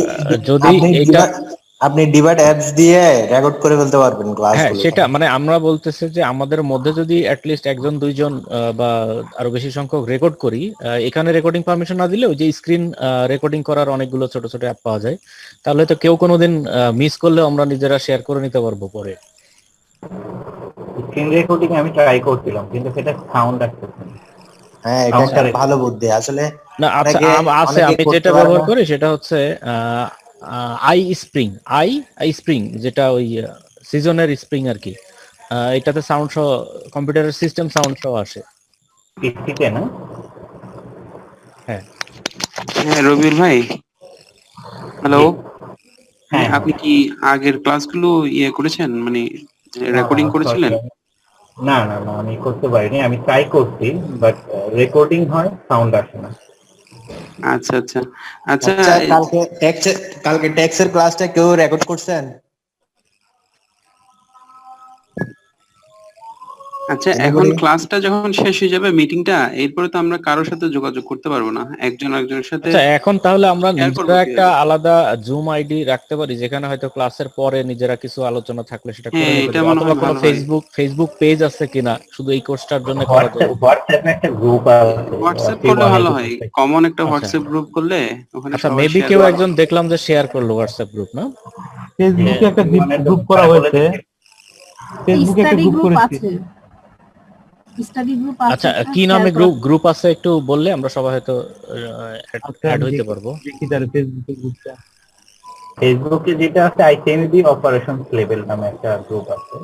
একটু মেসেজে কি কেউ দিবেন যে স্টাডি গ্রুপের অ্যাড্রেসটা? আর হোয়াটসঅ্যাপে যেটা আছে অপারেশন লেভেলের জন্য সার্ভো ছিল লাস্ট লেকচারে। ও হ্যাঁ, এখানে কেউ একজন দিছে মনে হচ্ছে, সাবজেক্ট ওয়াইজ দেয়া আছে।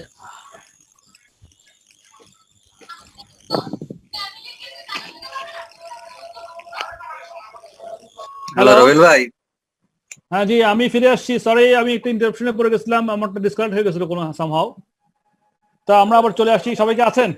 স্যার জি স্যার। একটা মাঝখানে একটা মানে ডিজিটাল ইনফরমেশনের সমস্যা, ডিজিটাল ব্রেক হয়ে গেছিল। এনিওয়েজ, এটা আমরা স্কাই বরুণে হ্যান্ডনে আছি, এটাকে ফুল করেন। আমি একটু ফুল, হ্যাঁ তাহলে দেখেন, তাহলে আমরা বলছিলাম যে অ্যাকচুয়াল প্রোডাকশনটা যে হবে, আমরা machine hour, direct machine hour per ইউনিটটা একটু মেশিন আওয়ার ইন্টেন্সিভ প্রোডাকশন মনে হচ্ছে এটাকে আমাদের জাস্টিফিকেশনটা আমরা চিন্তা করছিলাম, তাই না? আমরা প্রোডাকশনটাকে বাদ দিলাম, কারণ এত প্রোডাকশন একটাতে বেশি একটা কম, কোনটাতে কত ভ্যালু দিয়ে দেবো সেটা ঠিক হবে কিনা। তারপর ডাইরেক্ট লেবার আওয়ার করলেও দেখলাম ডাইরেক্ট লেবার আওয়ারটা কম, মেশিন লেবার আওয়ারটা একটু ইন্টেন্সিভ বেশি লাগতেছে মেশিন লেবার আওয়ারটা। সুতরাং আমরা এক্ষেত্রে আমাদের উচিত হবে direct machine hour per unit বেসিসে যদি আমরা দিয়ে দিই ওভারহেড অপারেশনটা, তাহলে আমাদের জন্য জাস্টিফাইড হচ্ছে। মেশিন আওয়ারটা ইন্টেন্সিভ কেমনে বুঝছেন? এই দেখেন আপনার direct labour hours per unit বলা আছে আর কত, আর direct machine hour per unit কত বলা আছে। Direct labour hour per unit বলা আছে 0.001, 0.01, 0.005, কিন্তু আপনার মেশিন আওয়ার পার ইউনিট মধ্যে 0.01, যেখানে উপরে 0.001, এটা 0.01 এর জায়গায় মুনের ক্ষেত্রে এখানে 0.04। তাহলে যেখানে ডেভিয়েশন কম সেটা ইউজ করব স্যার। হ্যাঁ, আমার যেটাতে আমার কাছে আসলে বিষয়টা আমি বলি আপনাকে, মূল বিষয়টা হচ্ছে কি আপনার জাস্টিফিকেশনটা কোথায়, আপনি ডিসিশন মেকিং জন্য আপনি কিভাবে জাস্টিফিকেশন আপনাকে জাজমেন্টটা আপনাকে আনার জন্য আমি এই আলোচনা করার কারণই হচ্ছে যে আমাদের জাজমেন্ট প্রসিডিউর গুলো ব্রেনে যে করে সেগুলোকে জন্য আমরা চালু করতে পারি। ওই জন্য আমি এখানে ফোকাস করতেছি যে আমি কিভাবে জাস্টিফাইটা করতেছি। আপনি নর্মালি যদি একটা নোট দিয়ে করেন, আপনার অঙ্ক কারেক্ট হলে আপনি মার্কস পাবেন, কিন্তু আপনার জাজমেন্টটা কি, that you have to think on that. So we must decide if the most appropriate activity level is machine or labor hours. হ্যাঁ, তাহলে এখানে দেখা যাচ্ছে যে machine hour basis intensive labour hour চেতে, সুতরাং আমি এখানে মেশিন নামাটা অ্যাপ্রোপ্রিয়েট মনে করছি, তাই আমি মেশিন আওয়ার দিচ্ছি। তাহলে এবার আসেন, এবার আমরা ওভারহেড কত ছিল আমাদের অ্যানুয়াল প্রোডাকশন ওভারহেড? $80,000 না? বলেন, রেসপন্স করেন। তাহলে এবার আমাদের কাজ হচ্ছে কি পার ইউনিট বেসিসে প্রত্যেকটা প্রোডাক্টে আমি ওভারহেডটাকে অ্যালোকেশন করে দেবো। হ্যাঁ, তো পার ইউনিটের জন্য করার জন্য আমার বেসিসটা কি তাহলে পাইলাম, বের করলাম আমরা? বলেন, ডাইরেক্ট মেশিন আওয়ারটা বের করলাম কিনা, নাকি ডাইরেক্ট লেবার আওয়ারটা করলাম, নাকি প্রোডাকশনটা করলাম, কোনটা করলাম? Direct machine hour direct machine আওয়ারটা করলাম। ডাইরেক্ট মেশিন আওয়ারে করলাম। এবার আমাকে ওভারহেড পার ইউনিট বের করতে হলে $80,000 ডিভাইডেড বাই, এবার মেশিন আওয়ার দিয়ে গুণ করেন, বুঝছেন না? আমি কত প্রোডাকশন করতেছি, স্কাইবারটা $500,000 ইউনিট, মুনটা করতেছি 1.5 লক্ষ, সান করতেছি 2.5 লক্ষ। এবার আমার মেশিন আওয়ার কত? স্কাইবারের ক্ষেত্রে 0.01, তাহলে আমার স্কাইবারের ক্ষেত্রে কত মেশিন আওয়ার লাগতেছে? 5 লক্ষ গুণ 0.01, মানে আমি এখন বের করবো টোটাল মেশিন আওয়ার কত, বের করব, এবং আমার প্রোডাকশন ওভারহেডকে টোটাল মেশিন আওয়ার বেসিসে আমি প্রত্যেকটা প্রোডাক্টের মধ্যে লোড দিব। ঠিক আছে না?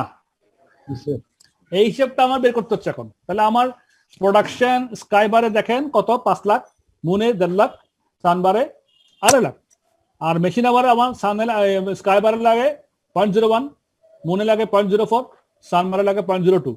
এবার আমার তাহলে স্কাইবারে আমার টোটাল প্রোডাকশন মেশিন আওয়ার কত লাগে? 5 লাখ গুণ 0.01, তাই না স্যার? 5,000 স্যার। মুনে কত লাগে? মুনে স্যার 6,000। আর 6,000 মানে কত? 1.5 লক্ষ গুণ 0.04, রাইট স্যার। তাহলে সানে কত লাগে? 5,500 স্যার। টোটাল কত আওয়ার হলো? 16,000 স্যার। তাহলে আমার প্রোডাকশন ওভারহেড কত? 80,000 স্যার। ভাগ 16,000, পার ইউনিট কত তাহলে? 5। Very good. তাহলে $5 পার মেশিন আওয়ার, আমি $5 খরচ হয়। তাহলে এবার আমি লোড দিতে পারতেছি, আমার স্কাইবারে পার ইউনিটে কত খরচ হয়? 0.01 মেশিন আওয়ার গুণ 5 টাকা, তাহলে কত হয়?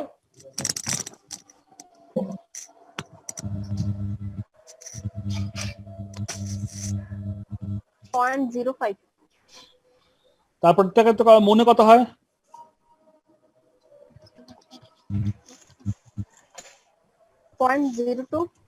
না,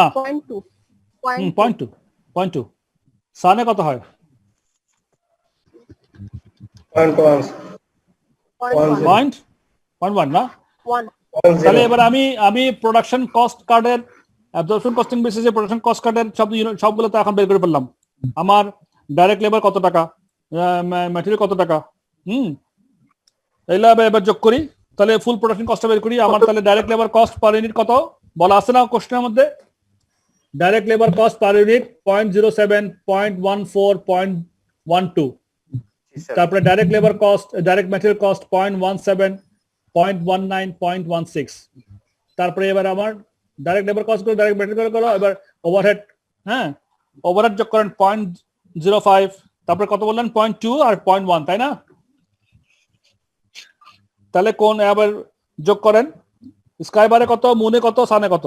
স্কাই বারে 0.07 যোগ 0.17 যোগ 0.05 কত হয়?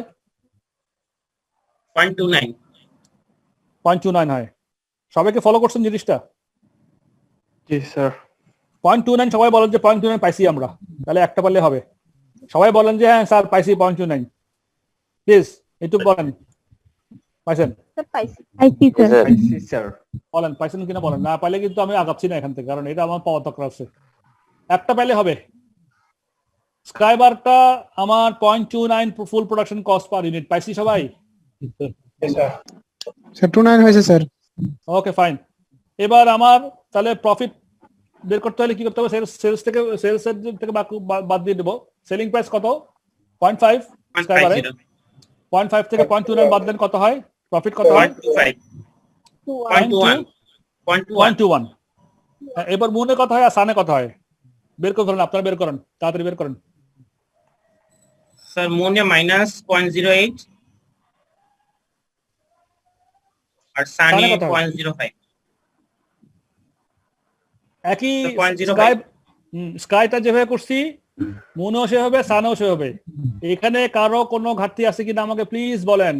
আমার একটা এটা আমাদের ইম্পর্টেন্ট একটা জায়গায় আছি আমরা এখন, কেউ বলেন এখানে কি বুঝার কোনো অসুবিধা আছে কারো?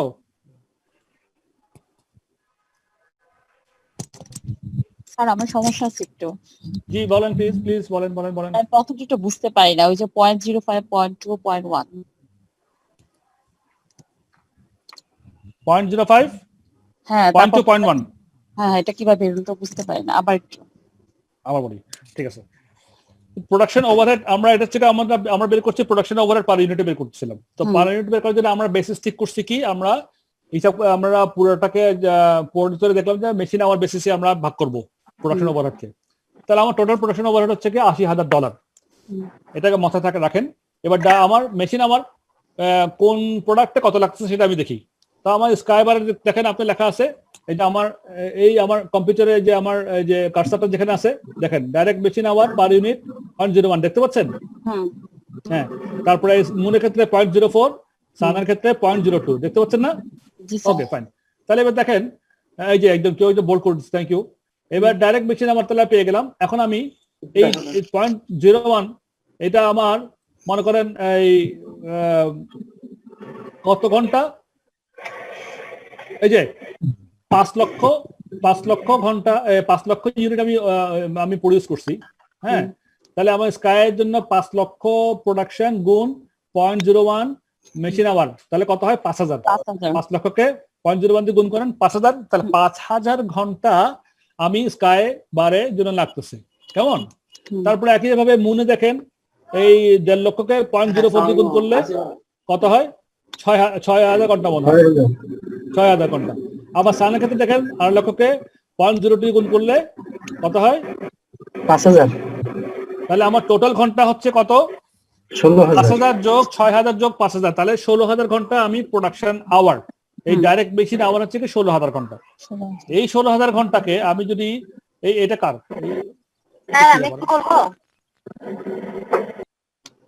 এই 16,000 একটু পরে আসেন, আমি কথাটা শেষ করি। এই প্রোডাকশন এখন দেখেন অ্যানুয়াল প্রোডাকশন ওভারহেড আমাদের যে 80,000 আছে, এটাকে আমি ওই 16,000 দিয়ে ভাগ করলে কত হয়? 5। তাহলে আমার 1 ঘন্টায় এক ঘন্টা মেশিন আওয়ারে আমার খরচ হয় $5। তাহলে আমি স্কাইবারে কত ঘন্টা লাগতেছে? আমার 0.01 ঘন্টা। 1 ঘন্টাও লাগে না, 1 ঘন্টার চেয়েও অনেক কম না, 0.01 ঘন্টা লাগে। তাহলে 1 ঘন্টা যদি 5 টাকা হয় তাহলে 0.01 কত টাকা? 0.05 0.05 হ্যাঁ 0.05। তারপরে ওই মুনও তাই, জি স্যার। হ্যাঁ তাহলে তো একইভাবে হিসাব করলাম। এরপরে আমি আমার এখানে ডাইরেক্ট লেবার কস্ট যোগ ম্যাটেরিয়াল ডাইরেক্ট ম্যাটেরিয়াল কস্ট যোগ আমার ওভারহেড কস্ট কত আর ইউনিটে আমি হিসাব করে দেখলাম যে আমার স্কাই লাগতেছে 29 পয়সা, মুনে লাগতেছে 53 পয়সা, সানে লাগতেছে 38 পয়সা। এখন আমার স্কাইয়ের প্রোডাকশন সেল ইউনিট হচ্ছে 50, তো 50 থেকে 29 পয়সা বাদ দিলে, কস্ট বাদ দিলে আমার থাকে 21 পয়সা লাভ। আর মুনের ক্ষেত্রে আমার হচ্ছে কত 53 পয়সা আমার হচ্ছে প্রোডাকশন, ফুল প্রোডাকশন কস্ট, সেলিং প্রাইস হচ্ছে আমার 45 পয়সা, সুতরাং আমার এখানে 8 পয়সা লস, তাই না? 8 পয়সা লস। আবার সানের ক্ষেত্রে দেখেন আমার এখানে সেল প্রাইস হচ্ছে কি আপনার 43 আর আমার খরচ হচ্ছে 38, টোটাল খরচ পেলাম 38, আমার লাভ হচ্ছে 0.05। এই হচ্ছে কি আমার প্রফিট লস আমরা বের করলাম। এই হচ্ছে ঘটনা। তাহলে একটু আগাবো। আর কেউ কিছু বলতে যাচ্ছিলেন? এখানে আমরা মেশিন আওয়ারটা কেন ইউজ করছি? ডিরেক্ট আওয়ারটা কেন করছি? এই প্রশ্নটা আমি একটু আগে বলেছি, এটা আনসারটা আমি একটু আগে করেছিলাম। আমি আবার জি আমি আবার বলছি, শুনেন, এটা আমি একটু আগে আলোচনা করেছিলাম। আমরা এখানে মেশিন আওয়ারটা কেন নিলাম, লেবার আওয়ারটা কেন নিলাম না, এটাই আপনার প্রশ্ন। আমরা মেশিন আওয়ারটা আমরা দেখলাম যে আমার এখানে 3টা বেসিস আমি করতে পারি। একটা হচ্ছে প্রোডাকশন বেসিসে করতে পারি, প্রোডাকশন ইউনিট অনুযায়ী, অথবা আমি ডাইরেক্ট লেবার আওয়ার অনুযায়ী করতে পারি, অথবা মেশিন আওয়ার অনুযায়ী করতে পারি। এখন আমি দেখলাম যে আমার প্রোডাকশনটা আমি বাদ দিচ্ছি, বিকজ প্রোডাকশনটা দেখা যাচ্ছে এক একটা প্রোডাক্টের মধ্যে এক এক রকম প্রোডাকশন, এক জায়গায় 5 লাখ, এক জায়গায় 1.5 লাখ, এক জায়গায় 2.5 লাখ, সুতরাং সমভাবে বন্টন হচ্ছে না, জাস্টিফিকেশনটা ভালো হচ্ছে না এখানে আমার। দেন আমি চিন্তা করতেছি যে তাহলে ডাইরেক্ট লেবার আওয়ার হলে হয় কিনা। তো এখন যে আছে হাতে দুইটাই, ডাইরেক্ট লেবার আওয়ার অথবা ডাইরেক্ট মেশিন আওয়ার, এই দুইটাতে আমি কম্পেয়ার করে দেখতেছি যে আমার ডাইরেক্ট লেবার আওয়ার লাগতেছে যে ডাইরেক্ট লেবার আওয়ার যত ঘন্টা লাগে তার চেয়ে বেশি ডাইরেক্ট মেশিন আওয়ারটা আর একটু বেশি মোর ইন্টেন্সিভ। যেহেতু ডাইরেক্ট লেবার আওয়ারে পয়েন্ট কত লাগছে পার ইউনিটে, স্কাই লাগছে 0.001 মুনে এবং ডাইরেক্ট মেশিন আওয়ার স্কাই লাগছে 0.01, তাহলে কি 0.001 বড় নাকি 0.01 বড়? 0.01 বড়। সেই জন্য আমি এটাকে মনে হচ্ছে যে আমার লেবার আমার এটা মেশিন ইন্টেন্সিভ। মুনের ক্ষেত্রে দেখেন 0.01, এটা 0.04, কোনটা বড়? Machine hour. মেশিন আওয়ার বড়। সানেও তাই 0.005 এবং 0.02, এখানেও মেশিন বড়। তা আমি জাস্টিফিকেশন দেখতেছি যে আমার মেশিন আওয়ারটাই বেশি, মেশিন আওয়ার ইন্টেন্সিভ প্রোডাকশন, এটা মেশিন ইন্টেন্সিভ প্রোডাকশন বেশি, মেশিনের খরচটা বেশি। সুতরাং আমি ওভারটাকে চিন্তা করতেছি না, মেশিনের মধ্যে প্রোডাকশনটাকে আমি সেভাবে ডিস্ট্রিবিউশন করি। ক্লিয়ার কথা? এই ক্ষেত্রে যদি কখনো আমরা এই ইন্টেন্সিটিটা ইগনোর করে যাই, হয়তো লেবার ইন্টেন্সিভ ধরে নেই, সেক্ষেত্রে কি ভুল হবে? না শুনেন, ভুল হবে কিনা আমি তো অ্যাপারেন্টলি ভাবে বলবো না। কারণটা কি জানেন, জাস্টিফিকেশন হচ্ছে আপনার, আপনি as a decision maker, as a employer, আপনার নিজের ফ্যাক্টরি হলে আপনি কি করতেন? আপনি তো নিশ্চয়ই তখন তো আপনি খুব গভীরভাবে চিন্তা করতেন যে আমি আমার ওভারহেডটাকে আসলে কোন দিক দিয়ে দিলে সবচেয়ে বেশি জাস্টিফাইড হবে। আমি মূল ফোকাস করতেছি সেদিকে। ভুল হবে কি রাইট হবে, আপনি যদি কোনো একটা ভুল কথার মধ্যে যদি নোট দেন যে আমি এই কারণে এইভাবে ধরছি, তাহলে ওটা রাইট হবে। স্যার এটা ডিস্ট্রিবিউশন করা অ্যাকচুয়াল কোনো নিয়ম আছে কিনা? ওরকম ভাবে বলা নাই, বলা আছে জাস্টিফিকেশন আপনার দিতে হবে, আপনার জাস্টিফাই করতে হবে, যেটা বেস্ট জাজমেন্ট আপনার আসবে সেটা আপনি ধরবেন। এই আর মূলত হচ্ছে কস্টটা বেশি ড্রাইভ করতেছে যে ফ্যাক্টরটা, labour, whether it is labour or right intensive. আমি তো বললাম more intensive cost driver, more intensive cost driver কথাটা কে বললেন জানি? Who is this? আমি স্যার সজিবুল ইসলাম। সজিব ভাই, আপনি কিন্তু খুব ভালো পয়েন্ট একটা বলে ফেলছেন অলরেডি। কস্ট ড্রাইভারটা সবাই মনে রাখবেন, এটা কিন্তু আমাদের নেক্সট চ্যাপ্টারগুলোতে কস্ট ড্রাইভ নিয়ে আমরা যখন এবিসি কস্টিং করব, অ্যাক্টিভিটি বেস কস্টিং, সেখানে কিন্তু কস্ট ড্রাইভার কথাটা আসবে, এই কথাটা কিন্তু আবার আসবে ওখানে। সুতরাং এই জন্য আমি বেশি আলোচনা করছি কথাটা, যাতে আমরা ওই পরবর্তী যে 4th না 5th চ্যাপ্টারে গিয়ে যখন পাবো এটা, তখন দেখবেন যে এটা আমাদের আর বুঝতে অসুবিধা হচ্ছে না, আজকেই বুঝে ফেলবো আমরা। তাহলে একটু আগাই। তাহলে হ্যাঁ, মোটামুটি এটা হয়ে গেছে আমাদের। এরপরে আপনার এখানে এই প্রশ্নের মধ্যে একটা কথা বলা ছিল, কি বলা ছিল যে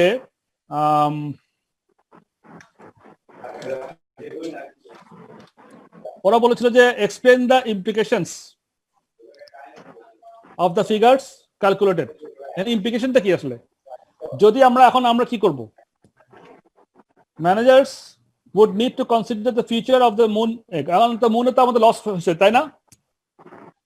আমরা তো হিসাব করে দেখতেছি যে মুনে আমাদের 8 পয়সা করে লস হচ্ছে পার ইউনিটে, ঠিক কি না? স্যার এখন ইমপ্লিকেশনটা কি? আমরা যে হিসাবটা করলাম, আমি স্কাই লাভ পাচ্ছি, সানে লাভ পাচ্ছি, মুনে লস পাচ্ছি। তাহলে আমি তো as a cost management accountant, I need to say something. I need to tell the managing board যে ভাই এই অবস্থাতে আছে, এখন কি করা উচিত। আমার কাছ থেকে জিজ্ঞেস করবে, তোরা জিজ্ঞেস করবে না, কি বলবো? তখন আমাকে একটা সিদ্ধান্তে আসতে হবে। তাহলে এখন ম্যানেজারকে চিন্তা করতে হবে যে আমার মনের ফিউচারটা কি হতে পারে, আমার মনের লস। তাহলে হয়তো বা আমি তখন সেই চিন্তা করতে আমি তাহলে সেলস প্রাইসটা বাড়াই দিই।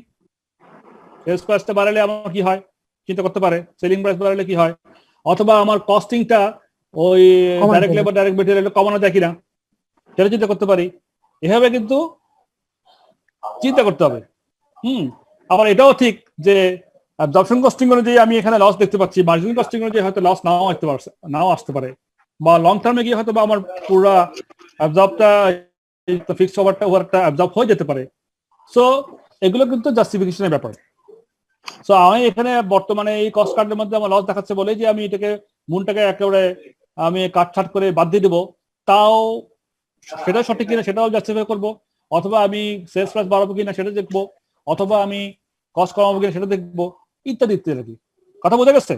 আমি আপনাদের ব্রেন্ডের মধ্যে এই যে মানে জাস্টিফিকেশনের যে প্রসিডিউর গুলা ব্রেন ওয়ার্ক করে আপনি চিন্তা করবেন, সেটা আমি ফোকাস করতে চাচ্ছি। আপনারা আশা করি আমার কথাটা বুঝতে পারছেন আমি কি বলতে চাচ্ছি। তো তাহলে একটু আগাই।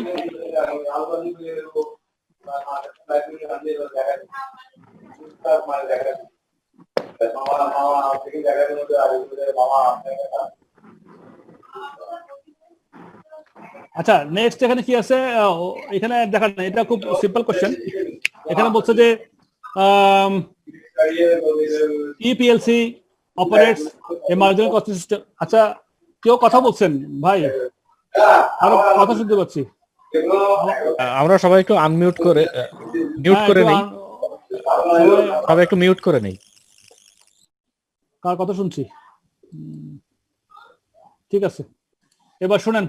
মানে যিনি কথা বলছেন উনি একটু মিউট করলে হয়, আর বাকিরা একটু আমাকে রেসপন্স করার দরকার আছে, কারণ আমিও বুঝতে পারছি না যে আপনাদেরকে বোঝাতে পারতেছি কিনা। রেসপন্স করার সময় যদি আনমিউট করে কথা বলে মিউট করে দিতে তাহলে তাও হয়ে যায়। Let's practice this. আমাদের প্র্যাকটিস এভাবে করলে ভালো হবে। তাহলে EPLC operates a marginal costing system for the forthcoming year. Variable costs are budgeted to be 60% of sales value and fixed costs are budgeted to be 10% of sales value. If EPLC increases its selling price by 10%, but if fixed cost, variable cost per unit and sales volume remain unchanged, identify the effect on EPLC's contribution. আমার মনে হয় এটা আপনারা পারবেন। এটাও আপনার কাছে বইটা লাগবে, আসলে বইটা আপনারা এগুলো প্র্যাকটিস করতে হবে। এগুলা তো মনে করেন ইম্পর্টেন্ট, এগুলা প্র্যাকটিস করলে আপনার এগুলা খুব সহজ বিষয়, এগুলা নাথিং কঠিন। নাথিং কঠিন বলি আপনাদেরকে। এখানে কি বলতেছে? এখানে বলতেছে যে আমার EPLC marginal costing system operate করে। এখন নেক্সট ইয়ারের জন্য ভ্যারিয়েবল কস্ট আর budgeted 60% of sales and fixed cost আর budgeted to be 10% of sales. হ্যাঁ, if EPLC increases its selling price by 10%, যদি সেলিং প্রাইস 10% বাড়ায়, but if fixed cost, variable cost per unit and sales volume remain unchanged, identify the effect on EPLC's contribution. বলতেছে যদি আমি selling price 10% বাড়াই, হ্যাঁ, আর fixed cost আর variable cost আমার constant থাকবে, change হইল না, তাহলে আমার identify the effect on EPLC's contribution. তাহলে 10% সেলস যদি বাড়াই, তাহলে আমার সেলসটা যদি মনে করেন ফর এক্সাম্পল 100 টাকা সেলস প্রাইস, তাহলে আমি যে 10% বাড়াই তাহলে আমার 110 টাকা সেলস প্রাইস হবে। আর আমার 100 টাকা যখন সেলস প্রাইস ছিল তখন ফিক্সড কস্ট ছিল 60 টাকা, ভ্যারিয়েবল ছিল 10 টাকা, তাহলে আমার 60% of sales value and fixed overhead budgeted to be 10% of sales value. Margin 40 টাকা। 40 টাকা। তারপরে আপনার কন্ট্রিবিউশন মার্জিন 40 টাকা, হ্যাঁ কন্ট্রিবিউশন 40 টাকা। এরপরে আমি যদি নেক্সট ইয়ারে যদি আমার যদি 10% বাড়ে তাহলে সেলস হয়ে যাবে 110, আর আমার কন্ট্রিবিউশন তখন হয়ে যাবে কত? 50 টাকা। and variable cost remain same. Same, তাহলে 50 হয়ে যাবে। তাহলে আগে ছিল 40, এখন 50, তাহলে 10 টাকা বাড়লো। 10 টাকা বাড়লে কত পার্সেন্ট ইনক্রিজ করলো? 10%. 25%. 25%, 10 ডিভাইডেড বাই 10, 40 ইনটু 100, তাহলে কত হয়? 10 টাকা না ইনক্রিজ করছে। আগে ছিল 40 টাকা, আগে 40 টাকা করছিলাম, এখন 10 টাকা ইনক্রিজ করছে। 10 টাকা 40 টাকা হচ্ছে কত পার্সেন্ট? সেটাই 25% ইনক্রিজ করছে। বুঝতে অসুবিধা হচ্ছে কারো? না স্যার ঠিক আছে। হ্যাঁ, দেখি 3 নম্বরে আসেন। বুঝেন নাই? আবার বলি, এখানে বলতেছে যে একটু জাস্ট 1 মিনিট আমি বলে দিচ্ছি। এটা এখানে বলতেছে যদি আমি 10% যদি আমি সেলস প্রাইস বাড়াই, আর যদি আমার ফিক্সড কস্ট এবং ভ্যারিয়েবল কস্ট যদি না বাড়ে, তাহলে আমার প্রফিটটা, আমার কন্ট্রিবিউশনটা কত পার্সেন্ট বাড়লো? তাহলে আমার সেলস যদি 10% বাড়ে, তাহলে আমার আগে ছিল সেলস 100 টাকা, এখন হয়ে গেছে 110 টাকা। আর ফিক্সড কস্ট আর ভ্যারিয়েবল কস্ট আছে, তাহলে যখন 100 টাকা ছিল তখন আমার কন্ট্রিবিউশন মার্জিন ছিল 100 বিয়োগ 60, তাহলে 40 টাকা ছিল। আর বর্তমানে 110 টাকা সেলস প্রাইস হওয়াতে আমার কন্ট্রিবিউশন মার্জিন হয়ে গেছে 50 টাকা, 10 টাকা বাড়ছে। যেহেতু সেলস প্রাইসটা আমার 110 হয়ে গেছে, 110 বিয়োগ 60 তাহলে 50 টাকা। তাহলে আগে ছিল 40 টাকা কন্ট্রিবিউশন, এখন হচ্ছে 50 টাকা কন্ট্রিবিউশন, তাহলে কন্ট্রিবিউশন বাড়লো আমার 10 টাকা। তাহলে 10 টাকা 40 টাকার কত পার্সেন্ট? 25%। ওকে স্যার, বুঝছি। বুঝছেন? এবার টেস্ট অফ আন্ডারস্ট্যান্ডিং ইন 3, এগুলো কিন্তু খুব ইন্টারেস্টিং। দেখেন আপনারা এই বইটা এত সুন্দর করে লিখছে, এত মানে স্টেপ বাই স্টেপ যদি আপনি আগায় যান, এই বইতে না বোঝার কিছু নাই। আমাকে দরকার নাই আপনাদের, আসলে সত্যি কথা বলতে কি, জাস্ট গল্পের মতো পড়বেন 2-4 জন, আপনারা দেখবেন যে এরা না বোঝার কিছু নাই। So simple, so sweet language এই বইতে। সো আমি মনে করি যে কনসেপ্টটা আপনি এখানে ক্লিয়ার করে ফেলেন। নাম্বার 3 কোশ্চেন হচ্ছে when comparing the profits reported and marginal and absorption costing during a period, আমি বরং এটা খুব সিম্পল, এটা আপনারা জাস্ট থিওরিক্যাল মতো এটা আপনারা পড়ে বুঝবেন। আমি বরং test of understanding A I should go to another chapter, যেহেতু আমাদের সময় কমে আসতেছে। আমি একটু ফোকাস করি আপনাদেরকে। টেস্ট অফ আন্ডারস্ট্যান্ডিং 9 এ আসেন, ওখানে একটু সিএস রেশিওটা আসবে। টেস্ট অফ আন্ডারস্ট্যান্ডিং 9 এ আসেন। আমি পরে আবার সময় পেলে আবার পিছন দিকে ফিরে আসবো। আমি একটু আপনাদেরকে একটু অ্যাডভান্স করে একটু বলে একটু কনসেপ্টগুলো একটু ক্লিয়ার করে দিয়ে, তারপরে আমার টাইম পেলে আমি এগুলোও আলোচনা করবো। টেস্ট অফ আন্ডারস্ট্যান্ডিং 9 এ আসেন। না, এটা হলো না, ওটা যেটা এটা মিলতেছে না। দেখি এখানে আমি বলেন তো, এই যে company summary budgeted operating statement is as follows, revenue 400, এইটা না, এটা মিলতেছে না। এটা আরেকটা আসেন তো, উপরে আসেন, চেঞ্জ করেন। না না না না না না, স্যার এই কোম্পানির সামারি বাজেটেড অপারেটিং স্টেটমেন্ট, হ্যাঁ ওটা। স্যার আমার আছে, কিন্তু আমি তো মোবাইলে ইউজ করতেছি। কে এটা? বিপুল হোসেন নাকি? জি স্যার। আপনার কাছে কি পিডিএফ ফরম্যাট আছে নাকি? পাওয়া যাবে স্যার, আপনি জাস্ট স্পেলিংটা বলেন, উনি সার্চ দিলে ওই পিডিএফ এ পাওয়া যাবে। হ্যাঁ ওটা হচ্ছে একটা ওয়ার্ডের অংশ, ওখানে সার্চ দেন। আচ্ছা, company summary sir, summary budget. হ্যাঁ এই কোম্পানির সামারি বাজেট বলেন। এই আপনার কাছে যে বইটা আছে আইসিএম এতে, যারা আইটি তে কাজ করে তাদেরকে বললে ওরা পিডিএফ করে দিবে। প্রতিটা ক্লাসে প্রতিটা চ্যাপ্টার যদি পিডিএফ করে দেয়, তাহলে আমরা আপনার সাথে ম্যাচিং করে পড়তে পারলাম। এখন মনে করেন স্যার, আপনার এখন কেউ পাচ্ছে না, এলোমেলো যাচ্ছে। আর ম্যাথমেটিক্যাল টার্মস গুলো স্যার দেখে না পড়লে বুঝে যায় না কখনো। এখন আপনার বইটা যদি আইটি তে যারা আছে ওদেরকে বললে ওরা পিডিএফ করে দিতে পারবে স্যার, কোনো ব্যাপার না এটা। Okay, I will talk. Okay Alia sir, I will talk with ICM authority. হ্যাঁ, যদি এটা পারে তো ভালো, আর না পারলে কি আমরা বসে থাকবো? আমরা আগে যাবো। আমি তো বলে দিচ্ছি আপনাদেরকে যে এই বইটা তো অ্যাভেলেবেল আছে, আপনারা একটু কষ্ট করে সংগ্রহ করে নেন। আমি কথা বলবো, পিডিএফ বানাবেন স্যার। আচ্ছা, আমি কথা বলবো, অসুবিধা নেই, কথা বলবো আমি। কিন্তু আপনারা বসে থাকেন না, আপনারা সামনে বইটা থাকলে তো অনেক ভালো, সেটাও মনে রাখেন। স্যার আমার এই বইটা নতুন স্যার, আমি এই যে গত শুক্রবার কিনছি রয়্যাল লাইব্রেরি থেকে স্যার। কত এডিশন? এটা দুইটা বই কিনছি 450 টাকা নিচ্ছে স্যার। এটা আর হচ্ছে না না, এডিশন কত? এডিশন কত? এডিশন এখানে লেখা আছে স্যার 20-21 স্যার, কিন্তু আপনার সাথে মিলতেছে টেস্ট ইওর আন্ডারস্ট্যান্ডিং 9ই আছে এটা। ওকে, বই বিক্রি করে 2012 সালে।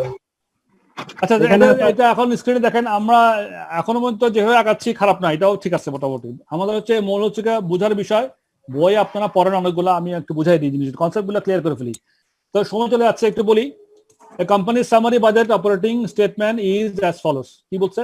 এটা আমরা সিএস রেশিওর অঙ্ক করতেছি। সিএস কন্ট্রিবিউশন এবং সেলস রেশিও যেটা করছিলাম আমরা সিবিপি অ্যানালাইসিসের মধ্যে, সেটা সেই ধরনের অঙ্কটা বলা আছে sir. Revenue, variable cost, fixed cost, profit, এটা বলা আছে। এখন বলছে assuming that the sales mix does not change, identify the percentage increase in sales volume that would be needed to increase the profit to $100 কত হইতে পারে আমাদের।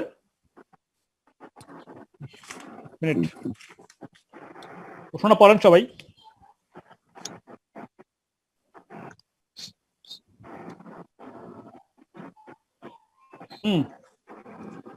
আচ্ছা, আমরা সিএস রেশিওতে কি করেছিলাম? কন্ট্রিবিউশন ডিভাইডেড বাই সেলস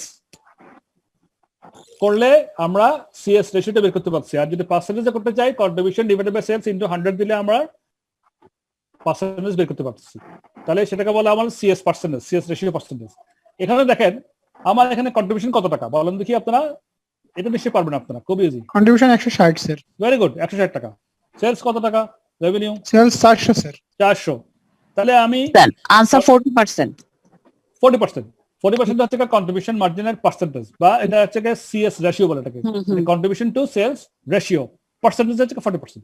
আচ্ছা, এবার আমাকে বলতেছে যে টার্গেট রেভিনিউ কত আমার। আমাকে প্রফিট বলতেছে $1,00,000 প্রফিট করতে হবে। আগে ছিল প্রফিট 60টা বলা আছে, তাই না? এখন বলছে assuming that sales does not change, identify the percentage increase in sales volume that would be needed to increase the profit to $1,00,000। আগে $60,000 করছিলাম, এখন $1,00,000 করবো। তাহলে আমার কি করতে হবে? আমরা এই অঙ্কটা, এই ধরনের একটা অঙ্ক আগেও একটু আজকেও করেছি। ফিক্সড কস্ট যোগ টার্গেট প্রফিট ডিভাইডেড বাই আমার সিএস রেশিও দিয়ে করলে আমি পেয়ে যাব। তাহলে কত হবে? টার্গেট রেভিনিউ কত হবে? ফিক্সড কস্ট কত? 100 যোগ 100 আমার target revenue divided by CS ratio 40%। তাহলে কত পেলাম? 500 পেলাম। তাহলে এখন প্রশ্ন বলছে identify the percentage increase in sales volume. তাহলে আগে কত ছিল, এখন কত ছিল, কত ইনক্রিজ করছে, ওইটা কত পার্সেন্টেজ? তা আগে ছিল আমার কত? 400, এখন হচ্ছে 500। 100 বাড়ছে, তাহলে 100/400 100/400 কত পার্সেন্ট হয়? পার্সেন্টেজ ইনক্রিজ বলছে না? 25%। এই this is the right answer, C is the right answer. হিসাব বোঝা গেছে? জি স্যার। ছোটখাটো হিসাব কিন্তু এগুলা। আমি একটা কথা আপনাদেরকে এখনো বলি, সবাইকে বলি, আমরা কেন পাস করতে পারি না পরীক্ষাতে? কারণ আমরা কোশ্চেন রিড করার সময় আমরা অনেক কিছু মিস করে যাই। আমরা কোশ্চেনটা ধরেন না, এই যে কোন কোন কোন শব্দের মধ্যে আসলে কি অর্থ লুকায় আছে সেটাকে আমরা একটু বুঝতে পারি না। আমাদের প্রবলেম হচ্ছে সেখানে। আমরা হয়তো কনসেপ্ট ক্লিয়ার থাকে অনেক সময়, কিন্তু প্রশ্নটা বুঝতে অসুবিধা হওয়ার কারণে আমাদের অনেক সময় আনসারটা ভুল হয়ে যায়। এখানে দেখেন identify the percentage increase in sales volume. যদি পার্সেন্টেজ ইনক্রিজ না বলতো তাহলে আমরা হয়তো 25% বের করতাম না। তখন আমরা আইডেন্টিফাই যে আমার সেলস ভলিউম কত ইনক্রিজ, তখন আমরা 100 বলতাম রেজাল্টটা। এখন বলছে পার্সেন্টেজ ইনক্রিজ, তাহলে পার্সেন্টেজ বের করতে বলছে। এই যে ছোটখাটো বিষয়গুলো, এগুলো কিন্তু মনে রাখতে হবে। নেক্সট কোশ্চেনে আসেন। আপনি আন্ডারস্ট্যান্ডিং ব্রেক ইভেন পয়েন্টে আসেন। আমি আরেকটা কোশ্চেনে যাই। স্যার, এই অঙ্কটা ব্রেক ইভেন অ্যানালাইসিস এর মধ্যে টেস্ট টু আন্ডারস্ট্যান্ডিং 5 নাম্বার আপনি যেটা দেখালেন। জি ঠিক আছে, অসুবিধা নেই, কিন্তু পেলাম। আচ্ছা, আরেকটা কোশ্চেন আমি আসি। সেটা হচ্ছে আপনি টেস্ট ইউর আন্ডারস্ট্যান্ডিং 11 আমি দেখতে পাচ্ছি এখানে আছে আ ব্রেকডাউন অফ কেপিস প্রফিট। দেখেন তো এটা কথা আছে?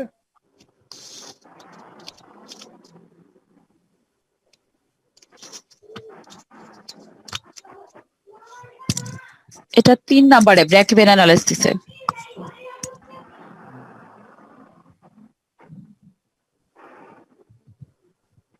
হ্যাঁ এটা হ্যাঁ এই যে পেয়ে গেছি। তাহলে a breakdown of KP's profit is the last accounting period showed the following. কি বলতেছে? A breakdown of KP's profit in the last accounting period. Last accounting period A KP একটা কোম্পানির নাম ধরেন, হ্যাঁ, ওদের প্রফিট ছিল কি সেটা বলে দিচ্ছে। সেলস কত ছিল, ভ্যারিয়েবল কস্ট কত ছিল, ফিক্সড কস্ট কত ছিল, প্রফিট কত ছিল, ঠিক আছে? এখন বলছে due to downturn in the market condition, the company is worried that next year may result in losses and would like to know the change in sales that would make this happen. কেমন বলতেছে যে আমার একটা down turn হচ্ছে মার্কেটের মধ্যে condition, সেখানে মনে হচ্ছে যে আমি লস হইতে পারি, তাহলে এখন আমার জানতে হবে যে would like to know the change in sales that would make this happen. কত চেঞ্জ হলে আমার বর্তমান সেলস থেকে আমার সেলসটা কতটুকু কমে গেলে আমার লস, আমি লসের মধ্যে পড়ে যাবো, সেটা বের করতে বলছি। তার মানে কি বলছে আমাকে? তার মানে কি বলছে? প্রশ্নটা একটু ভালো করে করেন, পড়েন। তার মানে আমি আমার যে ব্রেক ইভেন পয়েন্ট থেকে যদি আমি পড়ে যাই নিচের দিকে, তাহলে তো আমার লস হয়ে যাবে, তাই না? তা আপনি দেখেন সেখানে কি বলতেছে, আমরা তাহলে কিভাবে বের করবো? আমাকে বলতেছে যে আমার বর্তমান যে অবস্থা আছে তার থেকে আমার সেলসে পড়ে যাবে আগামী টার্মে, তখন আমি কতটুক পর্যন্ত হলে আমার লস হবে না সেটাকে আমার বের করতে বলছি না? ওই কেউ কিছু বলতেছেন না আপনারা, ঠিক কিনা বলেন? প্রশ্নটা বলছি কিনা? Let us focus on the problem first. Then we will focus. Break even পয়েন্টটা বের করতে হবে। এখন ওই ওরা কিন্তু প্রশ্নটা কিন্তু ঘুরাই বলছে আপনাকে, হ্যাঁ, প্রশ্ন বলছে আপনাকে ঘুরায়া, বলতেছে যে পার্সেন্টেজ বের করতে বলছে। What is would like to know the change in sales. Change in sale, কত চেঞ্জ আমার সেল হলে। তাহলে দেখেন আমি যদি ব্রেক ইভেন পয়েন্টটা আগে সিএস রেশিওটা বের করি, সিএস রেশিও কত এখানে বলেন তো? কন্ট্রিবিউশন, টোটাল কন্ট্রিবিউশন কত? টোটাল কন্ট্রিবিউশন ভাগ সেলস রেভিনিউ, তাহলে কত হয়? 450 বিয়োগ কত? 220 কত হয়? ওকে ভাগ করবো, সেলস দিয়ে ভাগ করেন, 450 দিয়ে ভাগ করলে কত হয় আমার সিএস রেশিও?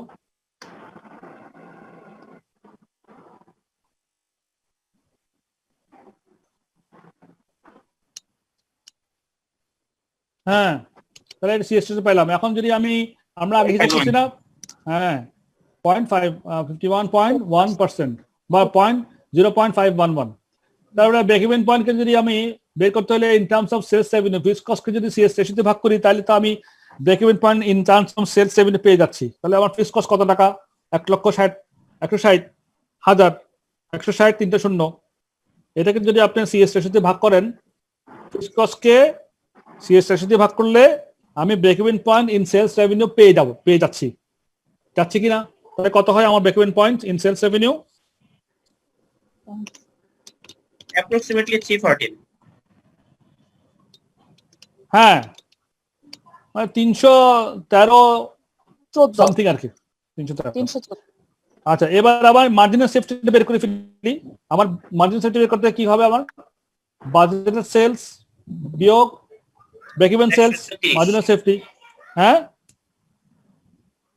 এবার মার্জিনাল সেফটিকে আমি যদি in terms of budgeted sales যদি আমি পার্সেন্টেজ করি, তাহলে বাজার সেলস দিয়ে মার্জিনাল সেফটিকে ভাগ করে 100 দিয়ে গুণ করলেন, approximately 30%. হ্যাঁ, approximately 30%, রাইট। তার মানে 450 বিয়োগ 313 ডিভাইডেড বাই 450 গুণ 100%, ঠিক কি না? জি স্যার। ওকে, তাহলে আমার কথা 30%। তার মানে এটা বলতেছে আমাদেরকে, this tells us that for the company to fall into a loss making position, its sales next year would have to fall by over 30% from their current position. বুঝতে পারছি? জি স্যার। জি বলেন।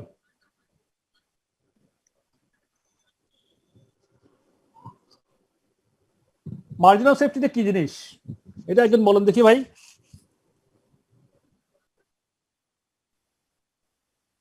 হ্যাঁ ওইটাই মার্জিন অফ সেফটি। তা আমি margin of safety তা আমার মনে করেন এখানে আমি যদি মার্জিন অফ সেফটিটা ব্রেক ইভেন পয়েন্টের নিচে আসলে তো আমার লস হবে। তো যেটা বাজারের ব্রেক ইভেন পয়েন্টের উপরে যদি margin of safety break even পয়েন্টের উপরে যেটা থাকবে সেটা তো মার্জিন অফ সেফটি। তাহলে আমার এখানে margin of safety in terms of budget sales এর উপরে মার্জিন সেফটি পার্সেন্টেজ বের করছি আমি 30%। এটা অন্যভাবে বলা যাবে স্যার। স্যার এখানে যেহেতু বলতেছে সেলস কত ডিক্রিজ করলে, আমার বাজেট যেহেতু 450 ছিল আর বর্তমানে ব্রেক ইভেন যেহেতু 314, তাহলে ধরে নেই আমরা সেলস ডিক্রিজ করবে 136, সেজন্য আমার মার্জিন অফ সেফটি টেস্ট করতেছে। ওই আপনি যদি ওইটা ক্যালকুলেশন করলে আপনার 30% হয় কিনা দেখেন আপনি। জি স্যার 30% এ হয়। That is the thing. আপনি হিসাব করেন, সব ধরনের হিসাব করেন, কোনো অসুবিধা নেই। এখানে আমি পার্সেন্টেজ বলতেছি, আপনি 136 করেন, কিন্তু হিসাব করে আপনি ওই 36% মধ্যে প্রশ্ন অনুযায়ী উত্তরটা করেন, তাহলে তো আপনার হয়ে যাচ্ছে। ঠিক আছে না? মিলে যাচ্ছে, কিন্তু মিলে যাবে। Thank you sir. Okay fine. আমাদের হাতে কত সময় আছে ভাই? 10 মিনিট। হ্যাঁ কত? 4 মিনিট ওভার হয়ে গেছে। ওভার হয়ে গেছে না, আমরা কটা পর্যন্ত ক্লাস আমাদের? 8:15 পর্যন্ত। 8:15 পর্যন্ত স্যার, 4 মিনিট ওভার হয়ে গেছে। এটা কে বলছেন? হু is this? Ali Hossain sir. আচ্ছা, আমরা আইসিএম থেকে আমাদেরকে নক করা রাখবো, তারপর করতে থাকি। ঠিক আছে স্যার। হ্যাঁ, এরপরে আমরা নেক্সট ক্লাসে এটা বলে দিচ্ছি, এই ক্লাস এখানে যতগুলো টেস্ট নেস্টিং আছে সবগুলো আপনার বাসায় পড়বেন, হোমওয়ার্ক করবেন এবং নিজেকে রেডি করে ফেলবেন। আমি বলতে থাকি, যদি কেটে গেল দেখি। সামারি এটাতে আসেন দেখি, এটাও খুব ইম্পর্টেন্ট, আমি একটু আলোচনা করি। এই যে টেস্ট অফ নেস্টিং আমার এখানে 12 a summary of A manufacturing company, এখানে দেখেন তো আছে কিনা? A summary of A manufacturing company 8 number.